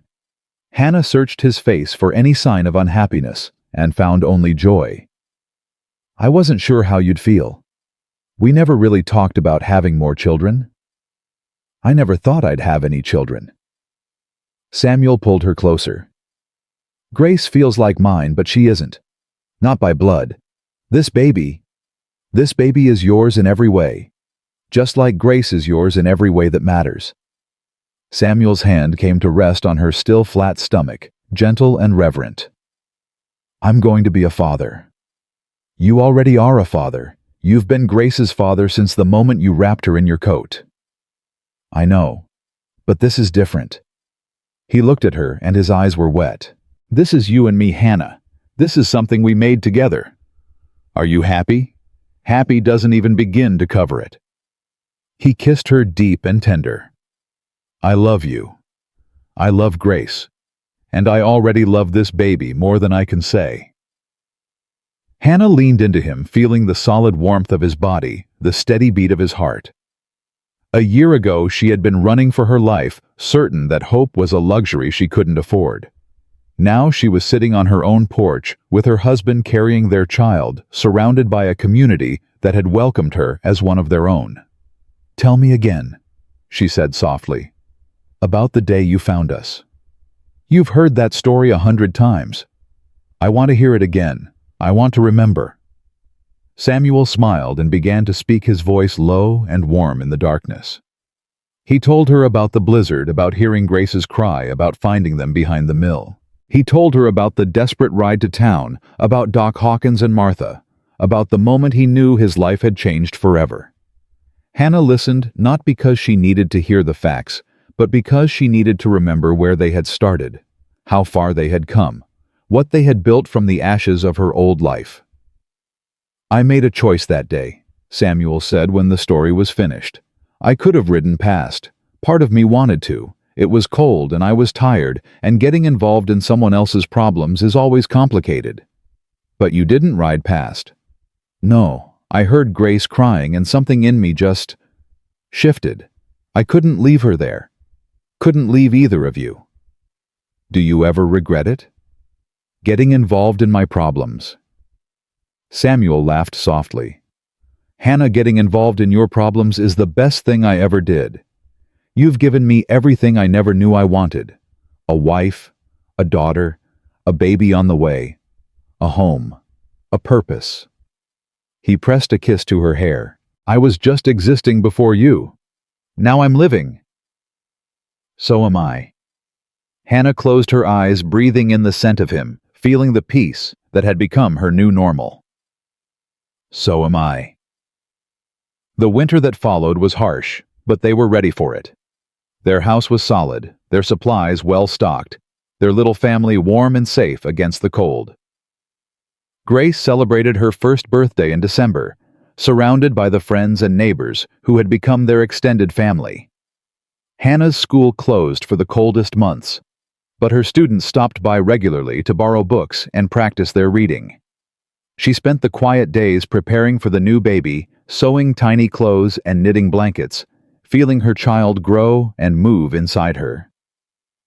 Sometimes, late at night, she would lie awake and marvel at how different her life had become. A year and a half ago, She had been a prisoner in her own home, beaten and afraid, certain that she would die without ever knowing what freedom felt like. Now she was a teacher, a wife, a mother. She had a husband who loved her, a daughter who adored her, and a future that stretched out bright and promising before her. The past wasn't erased. The scars remained both visible and hidden. There were still nights when the nightmares came, still moments when an unexpected sound or movement made her flinch. But those moments were fewer now and shorter, and always followed by the reminder that she was safe. She was home. In late February, with snow still thick on the ground, Hannah gave birth to a son. The labor was long and difficult, but when it was over, when she held that small, squalling bundle in her arms, every moment of pain faded into insignificance. "He's beautiful," Samuel said, his voice choked with emotion. "Hannah, he's perfect. He has your eyes. And your stubbornness, I expect." Samuel sat on the edge of the bed, one arm around his wife, one finger tracing their son's tiny features. "What should we call him?" Hannah had been thinking about this for months. "Jacob, after your father." "I never knew my father." "I know. But you told me once that you wished you had, that you wondered what kind of man he was." She looked up at him. "This is our chance to find out, to raise a son and see what kind of man he becomes." Samuel's eyes were wet. "Jacob Thornton. Jacob Samuel Thornton. That's a lot of name for such a small person. He'll grow into it." Grace, who had been watching from Martha's arms, demanded to see her new brother. She peered at him with the intense curiosity of a toddler encountering something new, then pronounced her verdict. "Baby. Yes, sweetheart, that's your baby brother. Mine. Yours, and Mama's, and Papa's. He belongs to all of us." Grace considered this, then reached out and patted Jacob's head with surprising gentleness. "Nice baby." The room erupted in laughter, and Hannah felt tears streaming down her face. Happy tears. Grateful tears. The tears of a woman who had everything she had ever wanted, and more. The years that followed were not always easy. Life on the frontier was hard, full of challenges and setbacks and moments of fear. But through it all, the Thornton family remained strong. Samuel's livery prospered. Hannah's school grew until the town built a proper schoolhouse and hired her as the official teacher. Grace grew into a bright, fierce girl who reminded Hannah more of herself with each passing day. And Jacob, their miracle winter baby, grew into a thoughtful boy with his father's steady nature and his mother's stubborn courage. Cornelius Blackwood died in prison when Jacob was 3 years old. Hannah received the news with quiet acceptance, laying to rest the final ghost of her old life. She didn't mourn him, didn't celebrate either. She simply acknowledged that a chapter had closed and moved on. There were other challenges, droughts and floods, economic downturns that threatened everything they had built, moments of doubt and fear and uncertainty. But through it all, Hannah and Samuel faced them together, partners in every sense of the word. On the 10th anniversary of the day, Samuel found them in the blizzard. Hannah stood on the porch of their expanded house and watched her children play in the yard. Grace was 12 now, tall and beautiful, helping her 9-year-old brother build a snowman. Samuel stood beside her, his hair graying at the temples, his face lined with the years, but still handsome. Still the man who had appeared out of a storm and given her everything. "What are you thinking about?" he asked. "I'm thinking about how lucky I am." She slipped her hand into his. "I'm thinking about a baby crying in a blizzard and a cowboy who couldn't ride past. That was a long time ago. A lifetime ago, but I remember it like it was yesterday." She turned to face him. "Thank you, Samuel, for hearing her, for stopping, for choosing us." "I'd choose you again." He kissed her softly. "Every time, in every life, I'd always choose you." Hannah leaned into him, watching their children laugh in the snow, feeling the warmth of the home they had built together. She had been broken once, shattered into pieces by a man who believed he owned her. But she had put herself back together, had found someone who helped her heal, had created a life that was entirely her own.